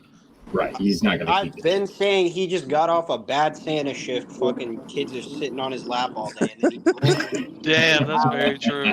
He looks loud fucking ass tired. up to fucking work, and he's like, "All right, let's go play football, man. Whatever happens." All right. Stevie the Bull, who you picking, man? Detroit or San Fran? I'm gonna have to be realistic and go with San Fran, man. I'm sorry. San Fran, they too nasty, man. So how's that realistic, though? So we're about to have a rematch of Super Bowl. I feel like Detroit Lions. I feel like San Fran got something to prove. You know what I'm saying? Like, as good as they is, everybody I don't know how people be saying shit about them like they not the shit. You know what I'm saying? Like, I tell you what, I'm a big Kyle Shanahan fan. I really am, dude. But the last game I've seen them, they didn't win that game. They were outcoached. They were outplayed. Lost it. How many NFC championships have they been to straight? Yeah, I mean, after a while, they've been to like the last after a while, you got to say, "All right, boys, that's crazy too." Next? I mean, after a while, you look at San Francisco and you have to say, "Okay, dude, what's next? What's next?" Yeah, but they've been there though. Yeah, but they've not got there. Are they the Eagles? I mean, they need to go to the Super Bowl. How many Super Bowls have they went through? One. Yeah, and then Brock Purdy, I mean, two recently. He won the game for him last week too, so. Bro, he also should have lost the game. He should have thrown a pick six on his first won that game. He's not good, bro. Stop sucking up Brock Purdy, man. I mean, seriously, I'm not gonna say he's not good. The voice is he's doing his job. Yeah, he not ass. I ain't gonna say that. I think he threw for like 4,000 some yards. But my thing is, like, I don't understand why people. I don't understand why people got this beef with Purdy. Like, Purdy is running that offense just how Shanahan wants him to. And Cody, he's extremely cheap, Cody. Better than Jimmy and he's cheap, bro. Like, they don't ever spend money on the quarterback like that. And, bro, y'all can get mad if you want to. I think Bryce Purdy, I said Bryce Purdy. Shit. I think Brock Purdy and Bryce Young are very similar players in their skill set. That boy Brock Purdy don't got no arm, for real. I find it hilarious that people point the finger at Brock Purdy and say, ha, you ain't shit. Meanwhile, they'll tell you that Bryce is the best. Like, they're the same archetype of quarterback to me. Just like Tua. Spider-Man meme? Yeah, man. Like, y'all are just pointing at each other. So, look, I think that the 49ers are going to get it done. How damn you got that's great. So when does Bryce Young go play for the 49ers. No, he's not about to. After his rookie contract, he'll be the next Drew Brees over there, and he'll win them one Super Bowl after they make 100 NFC championships. Shut your ass up, Do JJ. we have to kiss his ass for the rest of our life? The last straw. We had to hear about how great Drew Brees was, even though he Is it still wrong that I got a soft spot for McCaffrey? Immediately was it No, happening? not at all. It's not wrong at McCaffrey all. wins straight up, bro. I can't even hate. I ain't No, even I'm mad gonna at hate that. if McCaffrey wins. Hey, I'm gonna he be just honest. sold his That- house. man, He fuck just sold his McCaffrey, house in bro. Hey, bro, how about this? I saw it on the market. They McCaffrey, already sell JJ. Not JJ, Hey, but McCaffrey and Steve Wilkes. Yeah, I'd be I'd be happy for both of them, man. Yeah. Getting an Yeah, opportunity. for beating the I Super wouldn't Bowl. be I wouldn't be unhappy. And if that's they exactly right there, Cody. Really. That's exactly why the 49ers are going to lose this football game. Because The only since way they Steve, lose is they hold on, can't since knock since Steve Wilkes became that defensive coordinator, you can tell that 49ers defense is soft now, bro. compared All to he what runs they've is the been. soft Ron Rivera zone, It bro. ain't That's even all just he runs. coverage. Like they just giving cushion at the line of scrimmage with the corners. No, that defensive line is not what it once was. Those linebackers, they're good in coverage, but they're not playing with the same intensity they once was, bro. That defensive line, they not going to get after on that best offensive line in football they got there in Detroit, bro. What I'm saying is everybody's going to be like, how is this Lions secondary going to stop the passing attack? Okay, here's how they will. They're going to dominate the line of scrimmage when they're on offense, and Brock Purdy's bitch ass is going to have another off-rhythm game, and they barely going to be on the football field. That's how. That's exactly how. Everybody want to talk about McCaffrey. Oh, George Kittle and fucking Brandon Ayuk. Bro, they got Amon-Ra St. Brown, Sam Laporta, Jahmyr Gibbs. They got just as good as weapons, bro. They got a good OC. They got players too, gang. They here too. They toughness, bro. Dan Campbell is anything but soft. Like They that tough, 49ers but Christian McCaffrey defense, finna bro. run over. Yeah, what he said. Christian They McCaffrey tough. doesn't touch the fucking ball, bro. Send his ass back here, bro. don't They touch don't the even. ball. They don't even run. They don't even run, bro. I got Shanahan the don't Lions run. winning this game, 26-24. All right. JJ got the Lions. Pickle, you picked? The Lions. Yeah, there you go, Pickle. Hey, I'm gonna be honest. This is the first time in a while that I really don't give a shit who wins. Like the Cowboys are out. That's how I feel. Tampa's out. It's like That's we how I good. feel. There's no Hey, more I'm Tom gonna be Brady. honest. All of these games, I really don't give a shit who the winner is. Like, I just I'm want just good hoping. games, Cody. Baltimore to win. I'm though. just hoping. I'm just hoping for good games all the way through. Like, I want Lamar to win it all. What are the see chances of I wanna Jared see Goff good and Brock Purdy having a mid off? Was that like a high? Or are they both gonna ball out? I mean, I don't know. I They're think gonna they're have gonna a ball mid though. off, bro. They're gonna I play. think they're gonna. I don't know, man. I think they're gonna ball. I kind of have a feeling that they might put some points up. And y'all remember what San Fran used to do to the Rams? Oh yeah, it's Gonna be a bad. What low happened in the scoring NFC game. Championship? That's how Real, what you real call low it came to the scoring Rams game. in the first place. Because San Fran kept on whooping their ass. Hey Christian, you still there? Yeah, what's up? Detroit and San Fran. Who you got? I'm gonna take. I'm gonna think that the Niners start out pretty quickly, and over time, Dan Campbell shows what heart is, and Brock Purdy's gonna fuck it up in the fourth quarter. You damn right. That sounds like a Shanahan special to me. J Stubbs, who you got? Man, I'll say it like this: if I was a bet man, I put money on San Fran. But who can go against either team going? Like, I mean, the Lions in the Super Bowl, bro. How amazing would that be? Like, I feel like we're in bizarro world. You know what I mean? Yeah. But It's it's gonna probably be a going to be rematch it's of probably week going to one. be a rematch of 2 years ago, or whatever it was, 3 years ago. San Fran versus the Chiefs. Unfortunately. Nah, it's a I feel rematch that. of the season opener. Chiefs and Lions. Oh yeah, that was the opener, wasn't it? Mhm. All right, Chiefs and Lions. Colby, you still there, bro? I am, my friend. Yes, sir. Who you got? Detroit and San Fran. I'm going to give you a very unpopular answer. Brock Purdy's going to have his shit together, and he's actually going to pull one out of his ass and have a decent game. And I think the damn 49ers are going to blow them away, and Detroit's going to have a meltdown that nobody's going to see coming. Hey, All right. we're not talking about Madden, brother. I'm going against the grain. I've seen title Alright. game weekends go like that before. Cody, I won the moment the Cowboys got eliminated, bro. I was good. I was like, let's go. That was it for me. All right. No, I hear you on that one. Oh, that your Um, Super Bowl came early. Shit. Yeah, bro. Yeah. Everybody in my job is literally a Cowboys fan, like literally. All right, and so real quick, just to remind us, I'm gonna go through and everybody give me your Super Bowl prediction. So Pickle, who's the Super Bowl prediction? The Detroit Lions. And no, I'm saying like who's going to be in it? Oh, I'm sorry. I guess Kansas City and the Detroit Lions. Kansas City and Detroit Lions. These are skills. Who you got in the Super Bowl? You're muted, brother. Appreciate you. Let's go San Francisco and Baltimore. I'm going to go opposite of Pickle. All right, San Fran and Baltimore. Kyle. I got the Ravens and the Lions. Ravens, Lions. JJ.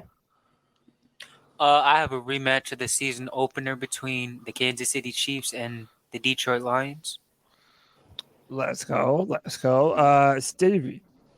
I got the Ravens versus San Fran. I got the Ravens all the way. I thought you changed your pick to the Chiefs at the last moment. Oh, yeah, I did, but Damn, caught you, bro. You got to keep them guessing, Cody. Yeah, no, you're right. Colby. Cole, who you got, man? I'm pretty sure I'm the only one with KC and the 49ers. That's what it's going to be. All right. Let me see. J Subs, who you got? I'm right there with you, bro. I got San Fran and the Kansas City Chiefs, and it breaks every Super Bowl record ever. Damn. All right, Christian. That Christian, would be you exciting, though. Chiefs and Lions to jinx the Chiefs. Chiefs and Lions. Yeah, that's right. My man got that big 5D chess reverse jinx going on. So I like that. All right. Yeah, I guess my final prediction. Fuck it. Damn. It's hard, man. Come on over to the dark side, Cody. Fuck. All right. I'll say, all right, my final pick. JJ, I lied to you, bro. I'm going Baltimore and San Fran and the Super Bowl. Big trust. Woo, woo. He went with the Super Bowl logo. I did, man. I believe in the. And this time the lights won't come off. You know what I'm saying? It won't be. If I go 0 for 2 on Sunday, I'm gonna be salty, bro, because I thought I made some pretty good arguments. But all right, so if y'all have been enjoying the Twitter Spaces, which I highly recommend you check out, follow Diesel Skills, follow my man JJ, follow my man Panther Pickle, follow my man Cole. We need to work on a graphic with all of those Twitter handles, so I can just have it as a photo that I can just flash at the end of the show to get everybody to follow the right Twitter handles. He probably just finished that right then already. You'll have it tomorrow, no problem. I appreciate you, bro. Yeah, all the people that need to be followed for the Spaces, follow all these boys, man. I know that. Follow me on OnlyFans. Yeah, I mean, if you want to, I mean, I ain't gonna force you. I like getting fucked by the Panthers. You know what I'm saying? Yeah, you nasty as hell, boy. You nasty as hell. you can check me out on Nicole Tepper's OnlyFans, by the way, though. Damn, you're disrespectful, man. But all right, take that. So my man Deez and Pickle, they wanted to have a little discussion about keep pounding, and then we're gonna get on up out of here, boys. So I'm gonna give it over to y'all. Pickle, I'm going to lead you off, man, and give you a good setup for this. You know, it's been a rough season for the Panthers. We had a lot of discussion about how this season and this year was the worst year ever for the Panthers. And there's nothing more important than bringing things back to our mantra. And our mantra is keep pounding. And Panther Pickle's been a fan of the Carolina Panthers since they started. And he understands where our new GM and former middle linebacker comes from. His name is Dan Morgan, and what he meant to that team and those players along with him on that team. Pickle, will you tell the younger fans about Dan Morgan and his history here with Carolina? You muted, Pick. Muted. Of course, that's about normal. Dan Morgan was a starting middle linebacker. He was the guy sitting in the locker room next to Sam Mills when Sam Mills told everybody he got cancer. And he was the guy who picked up the manto along with the rest of the defense, but he was the guy who carried it. He was the guy who forced it down people's throat. And so many fans out there have this opinion that Dan doesn't know what keep pounding is. And I heard a fan say that the other day, and I really went off, and it really hurts, because if you don't know the history, then don't act like you do, just so you can get the latest click, because you don't know what the fuck you're talking about. Yeah, and I hear people say, y'all so-and-so's killed keep pounding, and the fans killed keep pounding. When you go to a stadium, why should the David Tepper board tell you when to say keep pounding? When we went to the Super Bowl in 15 and 03, nobody had to tell the fans when to say keep pounding. Nobody. They knew it already. Nobody. And so many people think keep pounding is about defense, and I guess if you want to say it could be, but it's not. Keep pounding is about having a goal and striving for it. Sam Mills had a goal to beat cancer, and we had a goal to to help Sam Mills beat cancer and go to the Super Bowl. And every time there was an object in front of him, we keep pounded until we made the Super Bowl. Okay, when you have a goal at home or in your life yourself, remember, keep pounding. If you want to get out of debt, keep pounding. Just keep fighting for that goal. Because if you lay down, if you give up, you say, oh, no, I'm out, then you're not pounding. And you're the one that's destroying keep pounding. Okay, there's nothing to do with, and you know what, Dan Morgan was the guy who picked up the panel. If anybody in that entire organization or the fan base knows what keep pounding is, it's Dan Morgan. Because you put him on here and you ask him what keep pounding means, and you'll see tears swell up in his eye, because he was there. He held on to Sam Mills' hand when he died. He was there. Thomas Davis, the other week they took a picture of him sleeping, and he got offended by it because he's a man and he's keep pounding. He was a rookie, and all the way through, he's the only linebacker who played with all three of our stud middle linebackers.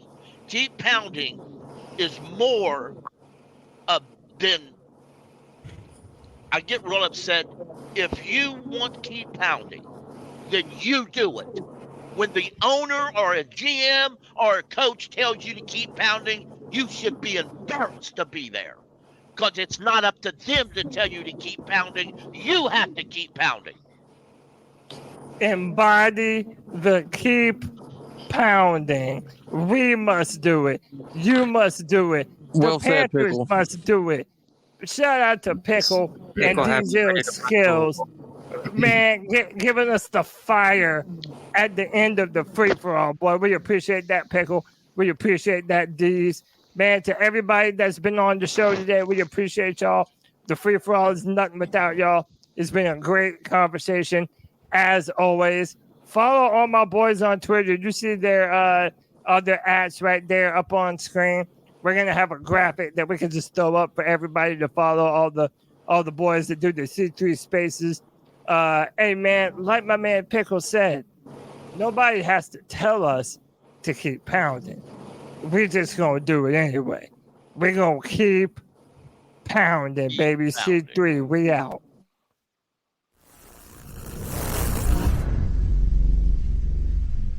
Nice buns, soft, fluffy, and ultra low net carbs. Discover Hero Bread, the delicious ultra low net carb bread with incredible taste and texture. Hero Bread has 0 grams of sugar and is under 100 calories per serving. Plus, high in fiber with 5 to 10 grams of protein per serving. Order from hero.co now and get 10% off your first purchase with promo code AH10. That's 10% off with code AH10. HERO.co.